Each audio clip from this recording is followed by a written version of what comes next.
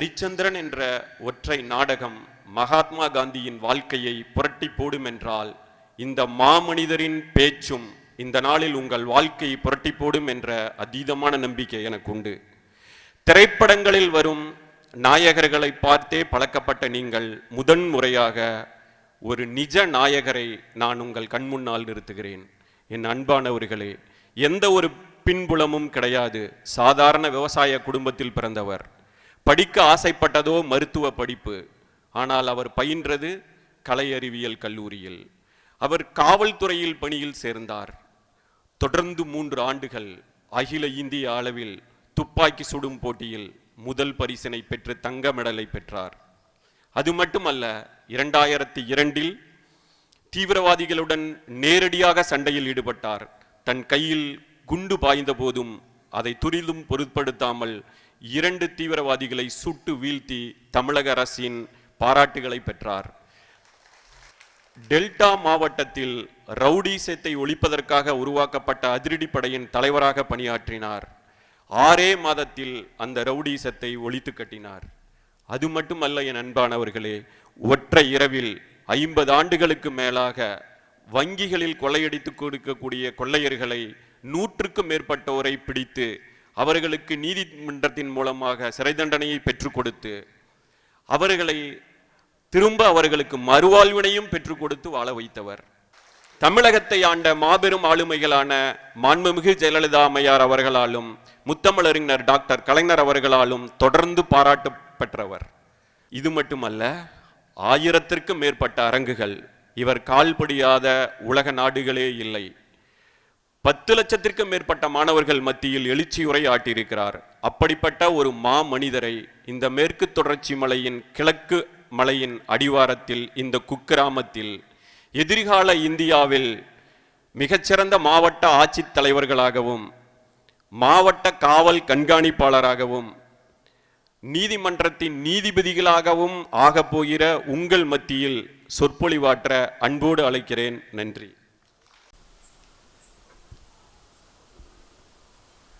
அமுதான தமிழே நீ வாழி, என் ஆவியிலே கலந்து நாவினிலே தவழும் அமுதான தமிழே நீ வாழி.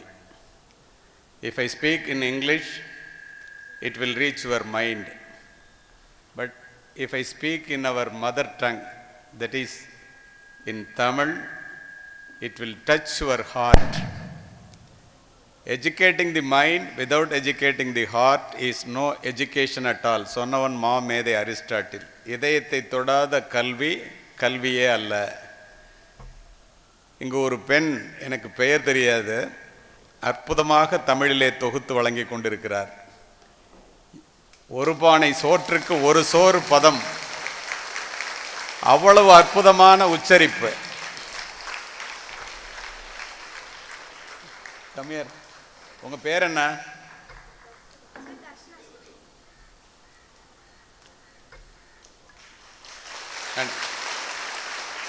இப்படி வாங்கம்மா. நல்ல குரல் வளம். All the best, congrats, keep it up. பிற்காலத்தில் ஒரு பெரிய பேச்சாளரை பார்க்கணும் நான். அன்ன சத்திரம் 1000 வைத்தல், ஆலயம் 10000 நாட்டல், பின்னருள்ள தர்மங்கள் யாவும் பெயர் விளங்கி ஒளிர நிறுத்தல், அன்ன யாவினும் புண்ணியம் கோடி, ஆங்கோர் ஏழைக்கு எழுத்தறிவித்தல் என்ற புனிதமான கல்வி பணியினை கையில் எடுத்து ஒரு தபால் துறையிலே வேலை பார்த்து கொண்டிருந்த உங்களுடைய தாளாளர், இந்த உலகத்தையே மாற்றக்கூடிய ஆயுதம் ஒன்று உண்டு, அதனுடைய பெயர் கல்வி என்று நெல்சன் மண்டேலா அவர்கள் சொன்னதற்கிணங்க, இந்த பகுதியை மாற்ற வேண்டும் என்று நினைத்தால் அதை கல்வியால் மட்டுமே சாதிக்க முடியும் என்று நினைத்து சிந்தித்து இந்த பள்ளியை ஆரம்பித்து அதனுடைய தாளாளராக 1000 மாணவர்களுக்கு மேல் மாணவிகளுக்கு மேல் இங்கே படிக்கின்ற ஒரு சூழ்நிலையை உருவாக்கி தொடர்ந்து என்னை தொலைபேசியிலே தொடர்பு கொண்டு நான் இங்கு வந்து உங்களிடம் பேசுவதற்கு அற்புதமான ஒரு எழில் கொஞ்சம் ஒரு கிராமம், பொன்மாலை பொழுது, இந்த நேரத்திலே உங்களிடம் நான் இங்கே நின்று பேசுகின்றேன் என்றால் அதற்கு முழு காரணம் உங்களுடைய தாளாளர் செல்வகுமார் அவர்கள். அவருக்கு நான் என் நெஞ்சார்ந்த நன்றியை தெரிவித்துக் கொள்ள விரும்புகிறேன். பட்டங்கள் ஆள்வதும் சட்டங்கள் செய்வதும் பாரினில் பெண்கள் செய்ய வந்தோம், எட்டும் அறிவினில் ஆணுக்கு இங்கே பெண் இளைப்பிள்ளைகான் என்ற பாரதியினுடைய வைர வரிகளுக்கு நாங்கள்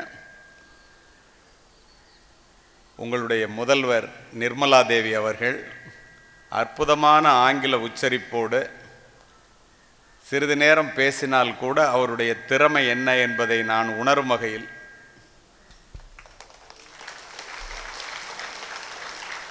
பேசி இங்கே அமர்ந்திருக்கின்றார். நல்லதொரு தலைமையின் கீழ் நீங்கள் வழிநடத்தப்படுகிறீர்கள் என்பதை உணரும்போது உள்ளபடியே எனக்கு மிக்க மகிழ்ச்சி. அறிவு சுடர் கொண்டு அறியாமை இருளகற்றுகின்ற ஆசிரிய பெருமக்களே, ஈன்ற பொழுதிலும் பெரிதுவக்கும் தன் மகனை சான்றோன் என கேட்ட தாய் அல்லது தந்தை என்ற நிலையிலே பிள்ளைகளை பெரிய மனிதர்களாக மாற்றி பார்க்க ஆசையோடு இங்கு வந்து அமர்ந்திருக்கின்ற பெருமைமிகு பெற்றோர்களே, தமிழகத்தின் தலைசிறந்த மாணவர்களாக இங்கே அமர்ந்திருக்கின்ற மாணவர்களே, இந்திய தேசத்தினுடைய எழில்மிக்க மாணவிகளாக இங்கே அமர்ந்திருக்கின்ற மாணவிகளே, உங்கள் அத்துணை பேருக்கும் என்னை இந்த அற்புதமான பள்ளிக்கு அழைத்து MAM எக்ஸல் பள்ளியிலே உரை நிகழ்த்துவதற்கு ஒரு வாய்ப்பினை கொடுத்த உங்கள் அத்துணை பேருக்கும் என்னுடைய நெஞ்சார்ந்த நன்றியை தெரிவித்துக் கொள்கின்றேன். இந்த இடத்திலே உங்களுடைய முதல்வர் பேசும்போது தமிழ் மொழி எத்தகையது என்று ஒரு கோடிட்டு காட்டிவிட்டு சென்றார். நானும் உங்களிடம் தமிழிலேயே பேச விரும்புகின்றேன். எதற்காக? எப்படிப்பட்ட மொழிக்கு நாம் சொந்தக்காரர்கள்?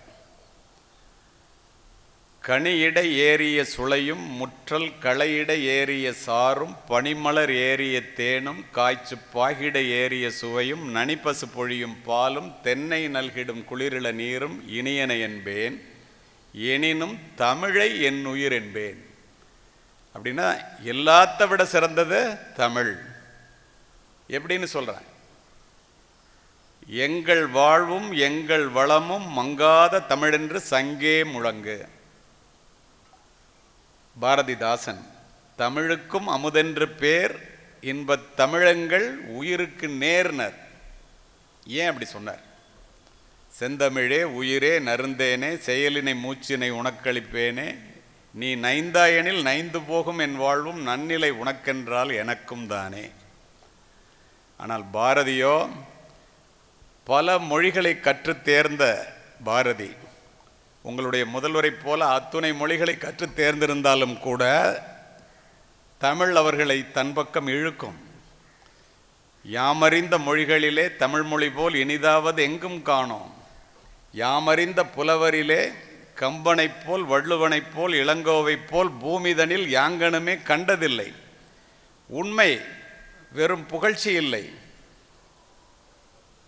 செவிடர்களாய் குருடர்களாய் வாழுகின்றோம், ஒரு சொல் கேளீர், தேமதுர தமிழோசை உலகமெல்லாம் பரவும் வகை செய்தல் வேண்டும் என்று பாடியவன் பாரதி.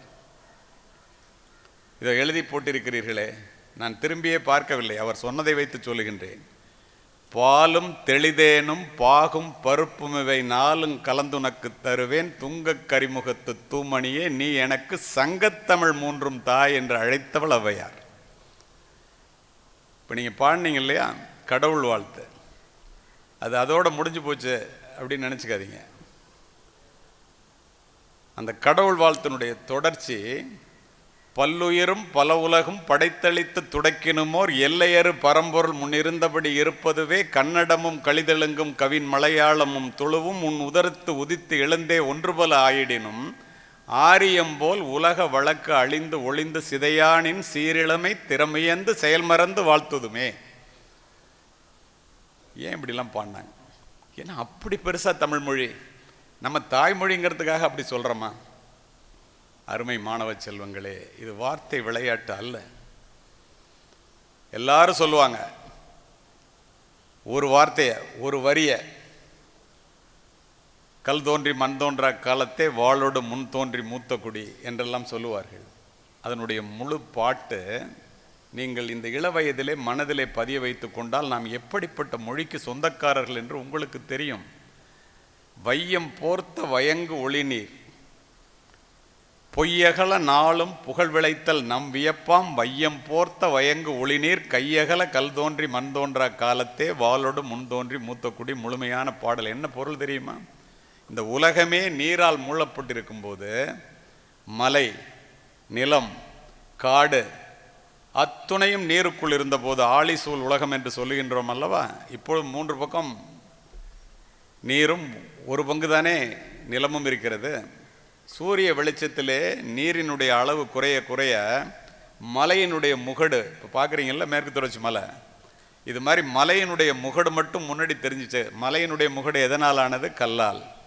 மண் தண்ணிக்குள்ளே இருக்கு. கல் தோன்றி மண் தோன்றா காலத்தே வாளோடு முன் தோன்றி மூத்த குடி என்பதை காரணத்தை புரிந்து கொள்ளுங்கள். உலகத்திலே இதுவரையிலும் 9000 மொழிகள் பேசப்பட்டிருக்கின்றன தோராயமாக. இந்த 9000 மொழிகளிலே எழுத்து உள்ள மொழி 150 மொழிகள் மட்டுமே. எழுத்து இல்லை என்றால் அதில் புத்தகம் இல்லை என்ற அர்த்தம். புத்தகம் இல்லை என்றால் அது காலப்போக்கிலே அழிந்து போகும் என்ற அர்த்தம். இந்த 150 மொழிகளிலே 2000 ஆண்டுகளுக்கு மூத்த மொழி 7 மொழிகள் மட்டுமே. 7 மொழிகள் தான் 2000 ஆண்டுகளாக இருக்குன்னு இந்த உலகத்தில். ரொம்ப அறிவார்ந்த பிள்ளைகளாக இருக்கிறதுனால இதெல்லாம் சொல்கிறேன் நான். லத்தீன், கிரேக்கம், ஹீப்ரு, சைனம், பாரசீகம், சமஸ்கிருதம், தமிழ். இந்த 7 மொழிகளில் பேச்சு வழக்கில் இருக்கிற மொழி மட்டும்தான் வளரும். சமஸ்கிருதம் தெய்வ பாஷையாகி தெய்வத்துக்கு படைக்கும் போது பூஜை செய்யும் போது மட்டும் பேசுகின்ற மொழியாக போய்விட்டது. லத்தீன், கிரேக்கம், ஹீப்ரு, பாரசீகம் அத்துணையும் பேச்சு வழக்கு அழிந்து ஒளிந்து போய்விட்டது. இந்த 7 மொழிகளிலேயே கிளாசிக்கல் லாங்குவேஜ் என்று சொல்லப்படுகின்ற செம்மொழி 7 மொழியில் 5 மொழி போயிடுச்சு. பாக்கி 2 மொழி சீன மொழியும் தமிழ் மொழியும். சீன மொழி 2500 ஆண்டுகளுக்கு முன்னது என்று நாங்கள் தான் மூத்த மொழி என்று அவர்கள் இதுவரை சொல்லி கொண்டிருந்தார்கள். கீழடியில் கிடைத்த சுட்ட ஓட்டிலே கோதை என்று எழுதப்பட்ட எழுத்தினை அமெரிக்காவிலே ஹார்வர்ட் பல்கலைக்கழகத்திலே கார்பன் டேட்டிங் முறையிலே ஆய்வு செய்து பார்த்தபோது 3400 ஆண்டுகளுக்கு முன் தமிழ் மொழி மூத்த மொழி என்பது உறுதியாக அறுதியிட்டு சொல்லப்பட்டிருக்கின்றது. இந்த உலகத்திலேயே மூத்த மொழிக்கு சொந்தக்காரர்கள் நாம். அந்த பெண் அதை பேசும்போது உணர்ச்சி பூர்வமாக நான் கேட்டுக்கொண்டிருந்தேன். அப்படிப்பட்ட தமிழ். ஆனால் பிழைப்பதற்காக உங்களுக்கு ஆங்கிலம் தேவை. ஒரு இன்டர்வியூவை போய் நீங்கள் அட்டன் பண்ணணும், ஒரு ஐஏஎஸ் ஆஃபீஸர் ஆகணும், ஒரு ஐபிஎஸ் ஆஃபீஸர் ஆகணும், ஒரு பெரிய சயின்டிஸ்ட் ஆகணும், எதுவாக வேண்டுமானாலும் ஆங்கிலம் அவசியம் என்பதை மனதிலே பதிய வைத்துக் கொள்ளுங்கள். நான் உலகம் முழுவதும் சென்று உரையாற்றுபவன் என்று அவர் சொன்னாரே, அதற்கு ஆங்கிலம் தேவை. பிழைப்பதற்காக எத்துணை மொழிகளை வேண்டுமானாலும் நீங்கள் படிக்கலாம். ஆனால் வாழ்வதற்காக, ஒழுக்கமாக வாழ்வதற்காக, பண்பாட்டோடு வாழ்வதற்காக, நல்லவளாக வாழ்வதற்காக தாய் தமிழை நீங்கள் படித்தே ஆக வேண்டும். தமிழிலே இல்லாதது உலகத்திலே எந்த மொழியிலும் இல்லை. இதை எதற்காக சொல்லுகின்றேன் தெரியுமா? போன மாதம் பிரிமாண்ட் அப்படின்னு நியூயார்க் நகரத்தில் ஒரு ஆங்கில பள்ளியிலே பேசுவதற்கு வட அமெரிக்க தமிழ்ச்சங்க பேரவையிலே பேசி முடித்து விட்டு நான் அழைக்கப்பட்டிருந்தேன். உங்கள் மொழி எவ்வளவு உன்னதமானது என்பதை இந்த மலை கிராமத்தைச் சேர்ந்து இங்கே இருக்கின்ற இந்த ஏழை பிள்ளைகள் தெரிந்து கொள்ளுங்கள். அதுவே நமக்கு ஒரு பெரிய பெருமை. நுழைவாயிலில் இப்போ என்னை அழைச்சிட்டு வரும்போது அது மாதிரி அந்த ஸ்கூலில் அழைச்சிட்டு போகும்போது அமெரிக்காவில் நியூயார்க்கில் பிரிமாண்டுங்கிற இடத்துல பப்ளிக் ஸ்கூல்னு சொல்லுவாங்க. பப்ளிக் ஸ்கூல்னா அங்கே கவர்மெண்ட் ஸ்கூல்னு அர்த்தம். What we have learnt so far is like a handful of earth and what we have yet to learn is like the whole world அப்படின்னு எழுதி போட்டுருந்துச்சு. நான் படிச்சுட்டே உள்ளே போயிட்டேன். இது எங்கேயோ இடிக்குதே, கேள்விப்பட்ட மாதிரி இருக்கே, ஒரு நிமிஷம் இருங்கன்ட்டு பின்னாடி வந்து பார்த்தா கற்றது கைமண்ணளவு கல்லாதது உலகளவு என்று ஔவையார் 1000 ஆண்டுகளுக்கு முன் எழுதியதை தமிழிலும் ஆங்கிலத்திலும் அமெரிக்கர்கள் தமிழ் மொழியை பெருமைப்படுத்துகிறார்கள். யாதும் ஊரே யாவரும் கேளீர் என்ற கணியன் பூங்குன்றனார் 2500 ஆண்டுகளுக்கு முன் சொன்னது ஐநா சபையினுடைய நுழைவாசலிலே தமிழிலே எழுதி போட்டிருக்கிறார்கள் என்றால் உங்களால் நம்ப முடிகிறதா? அதனால்தான் வாழ்வதற்காக தமிழ் மொழி வேண்டும் என்று சொன்னேன். இந்த இடத்திலே என்னுடைய உரையை துவங்குவதற்கு முன்னால் படித்தவர்கள், படிக்காதவர்கள், ஏழைகள், பணக்காரர்கள், உயர்ந்தவர்கள், தாழ்ந்தவர்கள் யாராக இருந்தாலும் ஒருவரை ஒருவர் பார்க்கும்போது உங்கள் அப்பா அம்மாவோ ஆசிரியர்களோ யார் பார்த்தாலும் முதல்ல என்ன கேட்குறாங்க? என்ன படிக்கிற, எந்த பள்ளிக்கூடத்தில் படிக்கிற, எம்ஏஎம் எக்ஸல்லையா, எப்படி படிக்கிற என்பது தானே ஒழிய பணத்தையே தேடி ஓடிக்கொண்டிருக்கின்ற இந்த காலகட்டத்தில் எவ்வளவு பணம் வைத்திருக்கிறாய் என்று யாருமே கேட்பதில்லையே. ஏன்? படி படி, என்ன படிக்கிறேன்னு தானே கேட்குறாங்க. என்ன காரணம்? பணத்தை விட கல்வி உயர்ந்ததா? நிச்சயமாக, உறுதியாக. எப்படி தெரியுமா? கல்வி ஏழைகளுக்கு செல்வம், செல்வர்களுக்கு அணிகலன், வீட்டிற்கு விளக்கு, நாட்டிற்கு நன்மை, பெண்களுக்கு பாதுகாப்பு. பணத்தை விட கல்வி எப்படி பெருசு தெரியுமா? வெள்ளத்தால் போகாது, வெண்தணலால் வேகாது, வேந்தராலும் கொள்ளத்தான் இயலாது, கொடுத்தாலும் நிறைவின்றி குறையாது, கள்ளர்க்கோ மிக அரிது, காவலோ மிக எளிது, கல்வி என்னும் உள்ளத்தே பொருள் இருக்க உலகெல்லாம் பொருள் தேடி உழல்வது ஏனோ. நினைச்சு பாருங்க. வெள்ளத்தில் போகாது, பணம் வெள்ளத்தில் போயிடும். கல்வியின் மூலம் பெற்ற அறிவு போகாது. நெருப்பில் எரிஞ்சிடும் பணம், கல்வி எரியாது. கொடுக்க கொடுக்க பணம் குறையும். திருடனால திருடிட்டு போயிட முடியும் பணத்தை. ஆனால் கல்வி கொடுக்க கொடுக்க வளரும். இப்போ உங்ககிட்ட நாங்கள் பேசுகிறோன்னா பேச பேச வளரும். இது வேற எதாவது பார்த்துருக்கீங்களா நீங்கள்? பிறப்பு முதல் இறப்பு வரை ஒரு மனிதனுக்கு உதவக்கூடியது கல்வி. இந்த உலகத்திலே நம்பிக்கை நிறைந்த பயணத்தை நீங்கள் முன்னெடுத்து செல்ல வேண்டும் என்றால் அந்த தைரியத்தை தருவதற்கு உங்களுக்கு கல்வி வேண்டும். நீ எவ்வளவு பெரிய கோடீஸ்வரனுக்கு மகனாக பிறந்தாலும் பெற்றோர்களிடமிருந்து சொத்தை பெறுவதைப் போல கல்வியின் மூலம் பெறுகின்ற அறிவினை எந்த கொம்பனாலும் பெற்றோர்களிடமிருந்து பெற முடியாது. அதுதான் கல்வியினுடைய சிறப்பே. இந்த வயலை நீ வச்சுக்க, காட்டை நீ வச்சுக்க, இந்த பணத்தை நீ வச்சுக்க, இந்த வீட்டை நீ வச்சுக்க. பிள்ளைங்களை கூப்பிட்டு அம்மா அப்பா பிரித்து கொடுப்பாங்க இல்லையா? இந்த எம்ஏவை நீ வச்சுக்க, இந்த பிஹெச்டியை நீ வச்சுக்க, இந்த பிஏவை நீ வச்சுக்கன்னு கொடுக்க முடியுமா? கொடுக்க முடியாது. நீ படித்தாதான் அது பெற முடியும். அதுதான் கல்வியினுடைய சிறப்பே. இதுலேருந்து நீங்கள் என்ன தெரிஞ்சுக்கிறீங்க?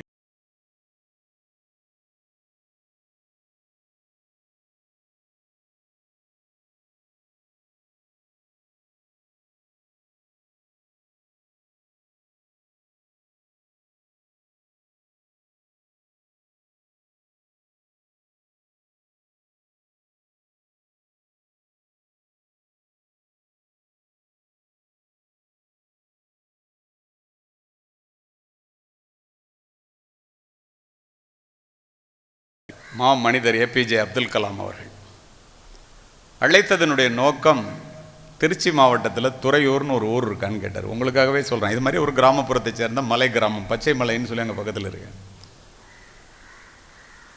எஸ்பி சார் அவர் சொன்னது அப்படியே சொல்கிறேன்.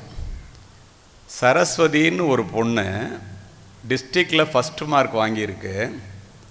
அந்த பொண்ணு மேற்கொண்டு கல்லூரியில் படிக்கணும்னு நினைக்குது. அவங்க அம்மா அப்பா 30 வயது வித்தியாசத்தில் 47 வயது நிரம்பிய தாய் மாமாவிற்கு 2ஆம் தாரமாக கல்யாணம் செய்து வைக்க முயற்சி நடப்பதாக நான் அறிகிறேன். ஆனால் அந்த பெண்ணோட வயது 17. 30 வயது வித்தியாசத்தில் இப்படி செஞ்சால் அது குழந்தை திருமணம் தவறல்லவா? டிஸ்ட்ரிக்டில் ஃபஸ்ட்டு வந்திருக்கிற பிள்ளை படிக்கணும்னு ஆசைப்படுறது படிக்கணும் இல்லையா? நீங்கள் ஏதாவது அதுக்கு உதவி பண்ணுவீங்கன்னு நான் கூப்பிட்டேன் உங்களை. இப்படி தான் பேசுவார். சொல்லிட்டு வச்சுட்டார். அதற்கு ஒரு வாரத்துக்கு முன்னால் தான் நான் ஜனாதிபதி விருதை வாங்கினேன் என்றதுனால என்னையே கூப்பிட்டார். கண்டிப்பாக நான் செய்கிறேன் சார் சொல்லிவிட்டு டிஎஸ்பி இன்ஸ்பெக்டர்லாம் அங்கே போக சொல்லிவிட்டு அது குழந்தை திருமணம் சட்டப்படி தப்புன்னு போய் சொன்னாங்க. அவங்க அம்மா அப்பா ஏழ்மையின் காரணமாகத்தான், வேறு வழி இல்லை. அந்த பாருங்கள், அந்த பொண்ணு ராத்திரியெல்லாம் அழுது கண்ணெல்லாம் செவந்து முகம்லாம் வீங்கியிருக்கு. இந்த கல்யாணத்தில் அவளுக்கு விருப்பமே இல்லை. நாங்கள் நிறுத்திடுறோம், சட்டப்படி தப்பு, குழந்தை திருமணம்னா நிறுத்திட்டாங்க. நான் போய் இறங்குறேன். நடந்த நிகழ்வை அப்படியே பெண் பிள்ளைகளுக்காகவே சொல்லுகிறேன். போய் இறங்கினோன்னே நீ என்னம்மா படிக்கணும்னு கேட்டேன். திருச்சியில் உள்ள ஒரு மிகப்பெரிய கல்லூரியை சொல்லி அதில் கம்ப்யூட்டர் சயின்ஸ் படிக்கணும்னு சொன்னிச்சு. அங்கேருந்தே முதல்வர்கிட்ட பேசினேன். ஐயா நீங்களே பேசுகிறீங்க, நான் கொடுத்துட்றேன், மார்க்கும் நல்ல மார்க்குன்னு சொல்கிறீங்க, இன்றைக்கி தான் லாஸ்ட் டேட்டு, இன்றைக்கி 4:30 மணிக்குள்ளே காலேஜுக்கு வந்தால் தான் சார் அட்மிஷன் போடணும், இல்லைன்னா யூனிவர்சிட்டிக்கு கொடுக்கணும் அப்படின்னாங்க. நான் 3:30 மணிக்கே வர சொல்கிறேம்மான்னு சொல்லிவிட்டு அந்த பொண்ணுகிட்ட நான் கேட்டேன், உங்களை மாதிரி ஒரு பொண்ணு, எனக்கு ஒன்றுகிட்ட ஒரு சந்தேகமா, உன் விருப்பத்தை நிறைவேற்றியாச்சு அப்படின்னு கேட்டேன். என்ன சார் இருந்துச்சு? உனக்காக டெல்லியிலேருந்து ஜனாதிபதி அப்துல் கலாம் சார் பேசினாரேம்மா என்னிட்ட, எப்படி அப்படின்னு கேட்டேன். அதுவா சார்? அது சொல்லுது, என்னுடைய தலைமை ஆசிரியை என்னை கல்வி சுற்றுலா அழைத்துட்டு போயிருந்தாங்க அண்ணாமலை யூனிவர்சிட்டிக்கு 6 வருஷத்துக்கு முன்னாடி. அப்போது அப்துல் கலாம் சார் அணு விஞ்ஞானி தான், ஜனாதிபதி இல்லை. அவர் அண்ணாமலை யூனிவர்சிட்டிக்கு வந்திருந்தார். பிள்ளைங்களை கேள்வி கேட்க சொன்னார். நான் எந்திரிச்சு ஒரு கேள்வி கேட்டேன், சார் பெண்களினுடைய முன்னேற்றத்திற்கு அடிப்படை தேவை என்னன்னு கேட்டேன். அடுத்த நொடி அவர் சொன்னார், கல்வி, எஜுகேஷன் அப்படின்னு சொல்லிட்டு உட்கார்ந்தார். 4 பேர் மட்டும்தான் கேள்வி கேட்டோம். அந்த 4 பேருக்கும் ஒரு கார்டு அவர் கையெழுத்து போட்டு கொடுத்தாரு. அதில் அவருடைய இமெயில் ஐடியும் ஃபோன் நம்பரும் இருந்துச்சு. எங்கள் அம்மா அப்பாவே வந்து அன்னைக்கு படிக்க ஆரம்பித்தது புத்தகத்தை வைக்காமல் படித்து நான் டிஸ்ட்ரிக்டில் ஃபஸ்ட் மார்க் வாங்கிட்டேன் சார். எங்கள் அம்மா அப்பா எனக்கு கல்யாணம்னா நான் மிரண்டு போயிட்டேன், படிக்கணும்னு ஆசை, என்ன பண்ணுறதுன்னு தெரில. ராத்திரியெல்லாம் தூக்கமே இல்லை சார், அழுதுகிட்டே இருந்தேன். அந்த கார்டை தேடி எடுத்தேன். காலையில் 7 மணிக்கு அந்த நம்பரில் பேசி பார்க்கலான்னு நான் தான் போய் பேசினேன் சார். ஃபோனை ஓசி வாங்கி டீச்சர்கிட்ட. அவரே எடுத்துட்டார், வாக்கிங் போயிட்டு வந்தவர். யாரும்மா நீ, என்ன வேணும்னு கேட்டார். நான் இந்த பொங்கல் நீ சொன்ன இல்லையா, அது எல்லாத்தையும் சொன்னேன். நீ படிப்ப, கவலைப்படாத, உனக்கு பிடிக்காத கல்யாணம் நடக்காது, வச்சுரு, குழந்தை திருமணம் சட்டப்படி தப்புன்னு சொல்லிட்டு வச்சுட்டார் சார். அதனால தான் நீங்கள் வந்து நிற்கிறீங்க. என்ன சொல்லுது, அதனால தான் நீங்கள் வந்து நிற்கிறீங்க அப்படின்னு. அத்துணை பேரும் ஆடி போய்விட்டார்கள். கிராமத்திலே இருக்கின்ற ஒரு பெண் ஜனாதிபதியை தொலைபேசியிலே தொடர்பு கொள்ள முடிகிறது. தமிழன் ஒருவன், அதுவும் அப்துல் கலாம் போன்ற மனிதர் ஜனாதிபதியாக இருந்த காரணத்தினால் அந்த பெண்ணிற்கு விடிவு கிடைக்கிறது. அதோடு முடிஞ்சிருந்துச்சுன்னா உங்களுக்கு சொல்ல மாட்டாங்க. அதற்கு பிறகு 8 ஆண்டுகள் கழித்து அமெரிக்காவிலே அட்லாண்டா மாநிலத்திலே நடந்த வட அமெரிக்க தமிழ்ச்சங்க பேரவை மாநாட்டிலே இதுபோல் உரை நிகழ்த்தி விட்டு வந்து இறங்குகின்றேன். ஒரு பெண் மேடைக்கு போய் 2 நிமிஷம் பேசணும் அப்படின்னு நிகழ்ச்சி ஏற்பாட்டாளர்கிட்ட அனுமதி கேட்குது. ரொம்ப கவனமாக கேட்குறீங்க. அனுமதி வழங்கப்பட்டது. பாஃபெல்லாம் வெட்டிக்கிட்டு அமெரிக்கா ட்ரெஸ் மாதிரி போட்டுட்டு பார்த்தாலே பயங்கர இன்டெலிஜென்ட்டாக, நான் கலிஃபோர்னியாவிலேருந்து நானே கார் ஓட்டிகிட்டு வர்றேன், இந்த கூட்டத்துக்காகவே வந்தேன். மைக்ரோசாஃப்டில் நான் வேலை பார்க்குறேன், ஒரு மாதத்துக்கு 4 லட்ச ரூபா சம்பளம். என்னுடைய கணவர் என்னோட வந்திருக்காருன்னு உட்காந்துருக்கிறவரை காமிக்குது. அவர் 2.5 லட்ச ரூபா தான் சம்பளம் வாங்குறாரு. இதெல்லாம் ஏமா சொல்கிறேன்னு கேட்குறாங்க. அடுத்து அந்த பெண் சொன்னால், முன் வரிசையில் அமர்ந்திருந்த என்னை பார்த்து, ஐயா கலிமூர்த்தி அவர்களே, என்னை நீங்கள் மறந்திருக்கலாம், மேதகு மாமனிதர் அப்துல் கலாம் அவர்களையும் உங்களையும் என்னால் மறக்கவே முடியாது. ஏன் தெரியுமா, நான் தான் துறையூர் சரஸ்வதி என்று கூறியது.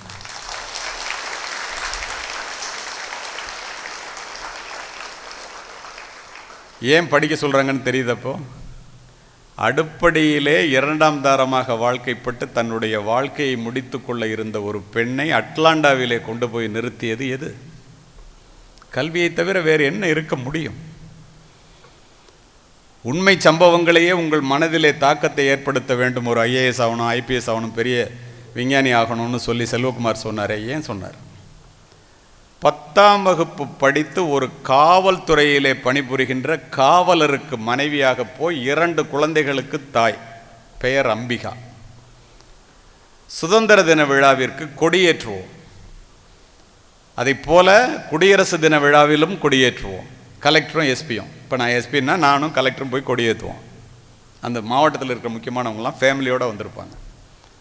அதுபோல் ஒரு நிகழ்வுக்கு காவலராக இருந்த போலீஸ் பிசி, போலீஸ் கான்ஸ்டபிள், அவருடைய மனைவி இந்த அம்பிகா 2 குழந்தைகளை அழைத்து கொண்டு, கதையல்ல நிஜம், அந்த விழாவிற்கு வருகிறார். தான் கணவர் போலீஸ், அவர் தான் பெரிய ஆள் அப்படின்னு இந்த அம்மா நினச்சிட்டு இருக்கு. அவர் எஸ்ஐ வந்தால் போய் சல்யூட் அடிக்கிறாரு, இன்ஸ்பெக்டர் வந்தால் சல்யூட் அடிக்கிறாரு, டிஎஸ்பி வந்தால் சல்யூட் அடிக்கிறாரு. என்னங்க ஒவ்வொருத்தருக்கா போய் சல்யூட் அடிக்கணும், அவங்களாம் என்னுடைய உயர் அதிகாரி அப்படின்னு அந்த அவர் சொல்கிறார். திடீர்னு கூட்டமே அலைமோதுது. எல்லாரும் எந்திரிச்சு வணக்கம் வைக்கிறாங்க, போலீஸ்லாம் சல்யூட் வைக்கிறாங்க. ஒரு சின்ன பொண்ணு உள்ளே வருது. யாருங்க இது அப்படின்னு கேட்குது. அவங்க ஐபிஎஸ் ஆஃபீஸர், அவங்க தான் திருச்சி அந்த எஸ்பி, திண்டுக்கல் மாவட்டத்தோட எஸ்பி அப்படின்னு அது எல்லாரும் சொல்கிறாங்க. எஸ்பியா, ஐபிஎஸ்ஸா அப்படின்னு அந்த பொண்ணு கேட்குது. நீங்கள் இப்போ கேட்டுட்டு இருக்கிற மாதிரி எல்லாரும் ஆச்சரியமாக அது கேட்குறதுக்கு எஸ்பியை பார்த்து அப்படியே மலைச்சு போய் நிற்கிது. ராத்திரி போய் அந்த பொண்ணு தூங்கவே இல்லை. காலையில் எந்திரிச்சோன்னே 2 குழந்தைகளுக்கு தாய் 10ஆம் வகுப்பு படித்த அம்பிகா, நான் ஐபிஎஸ் ஆகாமல் சாக மாட்டேன், என்னை கொண்டு போய் +1 சேருங்கங்குது. முன்னாடி சொல்கிற அது ரொம்ப கஷ்டம், நீ என்ன பிள்ளைங்களுக்கு அம்மா, 10வது தான் படிச்சிருக்க, விளையாடுறியா அப்படிங்கிறார் அந்த போலீஸ். நீங்கள் என்ன சேருங்க. எவ்வளவோ சொல்லி பார்க்குறாரு, கேட்கல. இதை மாதிரி ஒரு ஸ்கூலில் எம்ஏஎம் எக்ஸல் மாதிரி ஒரு ஸ்கூலில் போய் சேர்த்து விட்றாரு. +1 +2 படிக்குது, ஸ்டேட் ஃபஸ்ட்டு வருது. மிரண்டு போகிறாரு கான்ஸ்டபிள். காலேஜில் சேருங்கிறாரு. ஒரு நல்ல கல்லூரியில் சேர்க்குறாங்க. கல்லூரியில் படித்து பிடிக்குது. என்னை கொண்டு போய் ஐஏஎஸ் ஐபிஎஸ் அகாடமியில் சிவில் சர்வீஸ்க்காக சேருங்கிறாரு. 2 குழந்தைங்களை வளர்க்குற பொறுப்பை கணவன் ஏற்றுக்கொண்டு கொண்டு போய் சேர்த்து விட்றாரு. நான் இந்த ஐஏஎஸ் ஐபிஎஸ் எல்லாத்துக்கும் பேச போவேன் சென்னைக்கு. என்னை போன்ற ஒரு சிலர் மட்டும் அழைக்கப்படுவோம்.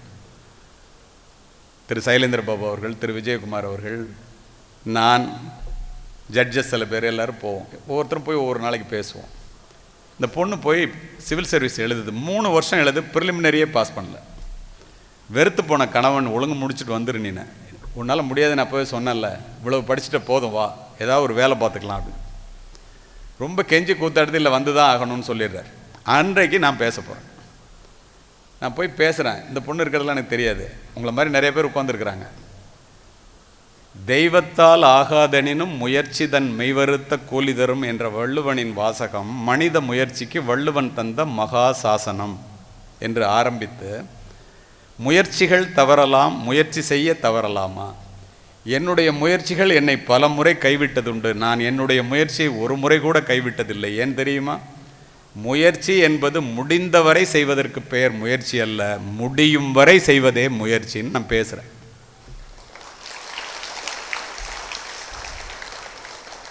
அப்போது பிரிட்டிஷ் பிரைம் மினிஸ்டர் சர்ச்சில் வந்து ஒரு கூட்டத்திற்கு அழைக்கப்பட்டிருக்கிறார்.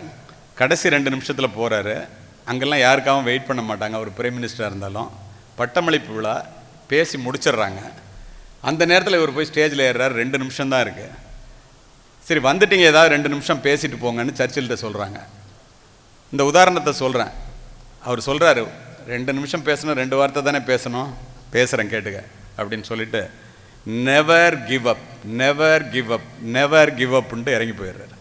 முயற்சியை கைவிடாதீர்கள், முயற்சியை கைவிடாதீர்கள், எக்காரணம் கொண்டு முயற்சியை கைவிடாதீர்கள்னு போயிட்டார். அத்தனை பேரும் அப்படியே அசந்து போகிறாங்க. பட்டமளிப்பு விழாவில் வெளியில் போய் வாழ்க்கையை எதிர்கொள்ள இருக்கின்ற மாணவர்களுக்கு மிகப்பெரிய உந்து சக்தியாக அமைந்தது, எக்காரணத்தை கொண்டு முயற்சியை கைவிடாதீங்கன்னு சொல்லிட்டு நான் வந்துட்டேன். ராத்திரியே அவங்க கணவன்கிட்ட பேசுது. இந்த பேசுனதெல்லாம் போட்டு காமிச்சு, நான் ஒரே ஒரு தடவை வாய்ப்பு கொடுங்க, நான் ஃபெயில் ஆகிட்டேன்னா வந்துடுறேன் அப்படி, தொலைஞ்சு போகணுன்னு விட்டுறாரு. இது எனக்கு தெரியாது. ஒரு நாள் ஒரு பேப்பர் கட்டிங் எனக்கு அனுப்புகிறார் பூமிநாதன் அப்படின்னு சொல்லி, கிங் மேக்கர்ஸ் ஐஏஎஸ் அகாடமியினுடைய தலைவர். சார் உங்கள்கிட்ட ஒரு எஸ்பி பேசணும்னு சொல்கிறாங்க, அந்த பேப்பரை பாருங்கள் அப்படின்னு பேசிட்டு வச்சுட்டார். என்னிட்ட எஸ்பி பேசுகிறாங்களா? பாம்பேலேருந்து பேசணுங்கிறாங்க. யார் பாம்பேலேருந்துன்னு கேட்டேன். நீங்கள் உங்களுக்கு ஒரு சர்ப்ரைஸ் இருக்குது சார் அப்படின்ட்டு வச்சுட்டார். பார்த்தா மும்பையை கலக்கும் சிங்கப்பெண் அம்பிகா ஐபிஎஸ் என்று அதிலே போட்டிருக்கிறார். ஆடி போய்விட்டேன். என்னங்க அப்படின்னா, சார் மும்பையில் டிசி சார், இது டெப்டி கமிஷனர் சார் அப்படின்னாரு. இது எதற்காக உங்களிடம் சொன்னேன்னு தெரியுமா? இந்த அம்பிகாவால் சாதிக்க முடிந்ததை எக்ஸல் கல்வி குழுமத்திலே இந்த எம்ஏஎம் பள்ளியிலே படிக்கின்ற உங்களால் சாதிக்க முடியுமா, முடியாதா? அவ்வளோதான். ஆண்களுக்காக அருமை மாணவ செல்வங்களே, 1972வது வருஷம் காமராஜர் வந்து முதலமைச்சராக இருக்கும்போது ஒரு பை எலெக்ஷன் வருது. அந்த பை எலெக்ஷனில் பேசுறதுக்காக ஒரு ஊருக்கு போகிறார், திண்டுக்கல் பக்கத்தில். அதுவும் திண்டுக்கல் பக்கத்தில் நத்தம்னு ஒரு கிராமம் இருக்குது, அதில் பாலவாடின்னு ஒரு வில்லேஜ் இருக்குது. அதில் கீத்து கொட்டகை போட்டு அதில் ஒரு பையன் மைக்கில், இப்போ இந்த பொண்ணு பேசுனுச்சு இல்லையா, அது மாதிரி அப்படியே தமிழ் கொட்டுது. காமராஜருடைய புகழை, அவர் செய்த பணிகளை அப்படியே பாராட்டி பேசிகிட்டு இருக்கான். சாதாரணமாக நைட்டில் 11 மணிக்கு கூட்டம் கைத்தட்டி ஆரவரித்துட்டு இருக்கும்போது ஒரு கார் வந்து நிற்கிது, அம்பாசிடர் கார். அத்துணையும் நடந்த சரித்திர உண்மைகள். 6 அடியில் காமராஜர் இறங்குறாரு, மேடையில் ஏறுறாரு. இந்த பையன் உங்களை மாதிரி 10வது படிக்கிற பையன், அவனை பார்த்து அப்படின்னு காமிக்கிறாரு. அவன் பேச்சை நிறுத்திடுறான். இவர் போய் 2 நிமிஷம் எனக்கு ஓட்டு போடுங்கன்னு கேட்டுட்டு இறங்குறாரு. இறங்கும்போது அந்த பையன் நிற்கிறான். நீ தான் பேசினியா நான் வரும்போதுன்னு கேட்குறாரு. ஆமாம் அப்படின்னு. என்ன பண்ணுற அப்படிங்கிறார். 10th படிச்சுட்டு இருக்கேன். ஏண்டா 10வது படிக்கிற பையன் மார்ச் மாதம் பரீட்சை நேரத்தில் உனக்கு என்ன இங்கே சுதந்திர போராட்டமாக நடக்குது, கொழுப்பாக உன்னை எவன்டா அங்கே மேடையில் ஏறி பேச சொல்கிறது, ஒழுங்காக போய் படிக்கணும், இனிமேல் மேடையில் பார்த்தா உன்னை கொண்டு விடுவோம் அப்படிங்கிறது. எங்கள் அப்பா தான் சார் படிக்க சொன்னார், அப்பா தான் சார் பேச சொன்னார் அப்படிங்க. உங்கள் அப்பா என்ன பண்ணுறாரு? அவர் தான் அங்கே வந்து ஒரு செயலாளர். அவரை திரும்பி பார்க்குறாரு. அவர் கும்பிட்டுட்டு, ஐயா பை எலெக்ஷன்லேயே நான் பேசினேங்க ஐயா உங்களுக்காக, அதுக்கு முன்னாடி எலெக்ஷன்லேயும் நான் தான் பேசினேங்கிறான் அந்த பையன். ஏறா என்னோட கார்லங்கிறாரு. இல்லைங்கய்யா எனக்கு கார் இருக்குங்கிறான். கார் இருக்கா? கார் கூரெலாம் வாங்கி கொடுத்து உனக்கு கெடுத்து வச்சுருக்கானுங்களா மீட்டிங் பேசுகிறதுக்கு? காரை பின்னாடி வர சொல்லிட்டு ஏறா காரில். ஊர் எதுங்கிறாரு. நத்தம்ங்கிறான். நான் போகிறப்ப இறக்கி விட்றேன், ஏறி உட்காருங்க. இவன் முகம் வாடி போகுது. என்னடா பாராட்டுவாருன்னு பார்த்தா அந்த மனுஷன் திட்டுறாரு அப்படின்ட்டு.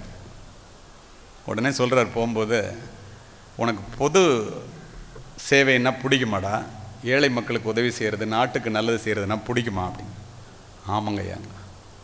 முட்டா பையில அதுக்காக அரசியலுக்கெல்லாம் வராதரா, அது உன்னால் செய்ய முடியாது, ஒரு ஐஏஎஸ் ஐபிஎஸ் ஆகுடா, கலெக்டர் ஆகுடா அப்படிங்கிறாரு. கலெக்டருங்கிற வார்த்தையே அப்போ தான் முதல்ல கேட்குறான். கலெக்டர் ஆகணுமா நானா அப்படின்னு யோசிக்கிறான். நீ ஆக முடியும்டா, தமிழில் கூட பரிசு எழுதுறான்டா கலெக்டர் பரிசை, உனக்கு தெரியுமா உனக்கு அப்படிங்கிறாரு. அவன் அப்படியே வியந்து போய் அவரை பார்த்துட்டு இருக்கான். இப்போ நீ பேசினல்ல, காமராஜர் பாலத்தை கட்டினார், அதை பண்ணார், இதை பண்ணார், அதெல்லாம் உன்ன மாதிரி ஒரு ஐஏஎஸ் ஐபிஎஸ் ஆஃபீஸர்லாம் இருக்காங்கல்ல படிச்சுட்டு இளைஞர்கள், அவங்ககிட்ட கேட்டு தானே நான் செய்கிறேன், நீ தயவுசெய்து படிடா, நல்ல புத்திசாலியாக இருக்க அப்படின்னு அவங்க ஊர் வந்தோன்னே இறக்கி விட்டு போயிடுறாரு. ராத்திரி பூரா அந்த பையன் தூங்கலை, படிக்கிறான்.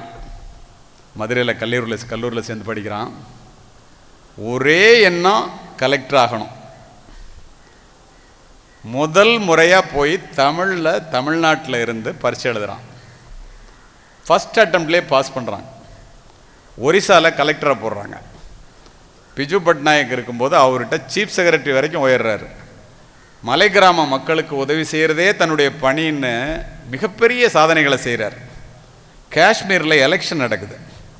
அந்த எலெக்ஷனை பிரச்சனை இல்லாமல் நடத்துறதுக்கு இந்தியா பூரால யாராவது ஒரு ஐஏஎஸ் ஆஃபீஸரை செலக்ட் பண்ணுங்கன்னா இவரை செலக்ட் பண்ணுறாங்க. அவர் சொல்கிறார் என்கிட்ட, போன மாதம் 2 பேரும் போய் அமெரிக்காவில் செயின்ட் ஆண்டனியோங்கிற இடத்துல பேசிட்டு வந்தோம். அப்போ என்கிட்ட சொன்னார், நொங்கு வண்டியை ஓட்டிக்கிட்டு, சைக்கிள் டயரெல்லாம் வண்டி ஓட்டிகிட்டு ஓடுவோம்ல ஆஃப் டயரை போட்டுக்கிட்டு கிராமத்தில், அதை மாதிரி ஓட்டிகிட்டு மேலே போகிற விமானத்தை ஏரோப்ளைன் போகுதுறான்னு பார்த்துட்டு இருந்தவன் சார். நான் காஷ்மீர் எலெக்ஷனை நடத்துறதுக்கு என்னை வந்து ஒரு தனி விமானம் கொடுத்து அழைச்சிட்டு போனாங்க. நான் இந்த கடற்கரையில் நடந்து போகும்போதெல்லாம் காமராஜர் 2 குழந்தைங்கள ஸ்கூல் பிள்ளைங்களை பிடிச்சிட்டு நிற்கிறத பார்த்தா அழாமல் போனதே இல்லை சார். நான் கலெக்டர் ஆனது, சீஃப் செக்ரட்டரி ஆனது இந்த காமராஜர் போட்ட பிச்சை சார் என்று சொல்லுபவர் பாலகிருஷ்ணன் ஐஏஎஸ் என்ற மூத்த ஐஏஎஸ் அதிகாரி. இன்றைக்கு கீழடி ஆய்வெல்லாம் சங்கத்தமிழெல்லாம் சங்கச்சுரங்கம் அப்படின்னு புத்தகம்லாம் எழுதி வெளியிட்டு இருக்கார். இது 2 உதாரணத்தை ஏன் சொன்னேன் தெரியுமா? இப்படி ஒரு பொண்ணு ஐபிஎஸ், இப்படி ஒரு பையன் கலெக்டர் ஆகும்போது உங்களால் ஏன் ஆக முடியாது? சரி, இந்த இடத்துல இப்போ உங்களுடைய செல்வகுமார் இருக்கார், உங்களுடைய முதல்வர், ஆசிரியர்லாம் உட்காந்துருக்காங்க, எல்லா ஆசிரியர்களும் இருக்காங்க. நாங்கள்லாம் மேடைக்கு அழைக்கப்படுறோமே ஏன்? எல்லாரும் பெரிய கோடீஸ்வரர்கள் என்பதால் அல்ல. பின் எதற்காக என்னை போன்றவர்களை அழைக்கின்றீர்கள்? எதுக்காகன்னு சொல்லட்டுமா? இந்த கல்வி என்னெல்லாம் செய்யும்னு பாருங்கள். எக்குடி பிறப்பினும் யாவரே ஆயினும் அக்குடியில் கற்றோரை மேல் வருகவென்பர். வேற்றுமை தெரிந்த நாற்பாலுள்ளும் கீழ்ப்பால் ஒருவன் கற்பின் மேல்பால் ஒருவனும் அவன் கட்படுமே. ஆரியப்படை கடந்த நெடுஞ்செழியன் புறநானூற்றிலே சொல்லுகிறான். ஜாதி மதம் ஏழை பணக்காரன் ஒன்றும் கிடையாது, நீ படிச்சுட்டேன்னா உன்னை மேடைக்கு வான்னு கூப்பிடணும். இப்போ நல்லா பேசுகிற அந்த பொண்ணை ஏன் மேடையில் கூப்பிட்டு அங்கே உட்கார வச்சு பேச சொல்கிறாங்க? யோசித்து பாருங்கள். என்னை கூப்பிட்டு ஏன் மேடையில் பேச சொல்கிறீங்க? வேறு ஆளே இல்லையா போலீஸ் ஆஃபீஸர்? ஏன்? அறிவுடை ஒருவனை அரசனும் விரும்புவான். அரியாசனத்தில் இருப்பவர்களிடம் சரியாசனம் தருவது கல்வி. அறிவு அற்றம் காக்கும் கருவி செருவார்க்கும் உள்ளளிக்கலாக அரண்கிறார் வள்ளுவர். என்ன தெரியுமா அர்த்தம்? ஒரு கோட்டை அரணை போல அந்த கல்வி உன்னை பாதுகாக்குமா. கொஞ்ச காலமே வாழ்ந்து இறந்து போகக்கூடிய இந்த உயிருக்கு மிகப்பெரிய பாதுகாப்பு கல்வியாம். ஒரு அரசனே படையெடுத்துட்டு வந்தா கூட உன்கிட்ட இருக்கிற சொத்தெல்லாம் எடுத்துட்டு போயிடலாமா, கல்வியை எடுத்துட்டு போக முடியாதான். அதை விட என்ன சொல்றாங்க தெரியுமா? மன்னரும் மாசற கற்றோனும் சீர்தூக்கின் மன்னரில் கற்றோன் சிறப்புடையோன், மன்னர்க்கு தன் தேசமல்லால் சிறப்பில்லை, கற்றோர்க்கு சென்ற இடமெல்லாம் சிறப்பு. ஒரு அரசனா இருந்தா கூட அவன் நாட்டில் மட்டும்தான்டா சிறப்பு. நீ படிச்சுட்டேன்னா உலகத்தில் எந்த மூலைக்கு போனாலும் சிறப்புட்டான். உண்மைதானே? இந்த இடத்துல உங்க அம்மா அப்பாலாம் இங்கே வந்து உட்காந்துருக்காங்க இல்லையா, உங்களை படி நல்லா படின்லாம் சொல்றாங்க இல்லையா, செல்வகுமாரோ உங்களுடைய நிர்மலா தேவியோ உங்களை படின்னு சொல்றாங்கல்ல, அதை மாதிரி 5ஆம் வகுப்பு மட்டுமே படித்த என்னுடைய ஏழை தந்தை சொன்னது இப்போது எனக்கு ஞாபகம் வருகிறது. என்ன சொன்னாங்க தெரியுமா? தம்பி, எங்களால் தாண்டா படிக்க முடியல, தயவுசெய்து படிடா, படித்தா உன்னிட்டேருந்து எது போனாலும் இந்த கல்வி மட்டும் போகாதுடா அப்படின்னு சொல்லுவாங்க. தாயிற் சிறந்த கோவிலும் இல்லை, தந்தை சொல் மிக்க மந்திரம் இல்லை, 1000 உறவில் பெருமைகள் இல்லை, அன்னை தந்தையே அன்பின் இல்லை. இப்படி சொல்றதுனால அப்பா சொல்றாங்களே படிப்போன்னு நானும் படித்தேன். என்ன நடந்துச்சு தெரியுமா? ஏன் தெரியுமா இப்போ சொல்கிறேன்? என்னை அறிமுகப்படுத்தும் போது முதல்வர்கிட்ட தங்கப்பதக்கம் வாங்கினவர், ஏபிஜே அப்துல் கலாம்கிட்ட தங்கப்பதக்கம் வாங்கினவர், துப்பாக்கி சுடும் போட்டியிலே 3 முறை தங்கப்பதக்கம்னா நீங்கள்லாம் கைத்தட்டினீங்கல்ல, அதெல்லாம் உண்மைதான். ஆனால் நான் உயிராக நேசித்து உடுத்தி இருந்த காக்கி உடை என்னிடத்திலே பணி நிறைவுக்கு பிறகு இப்போது இல்லை.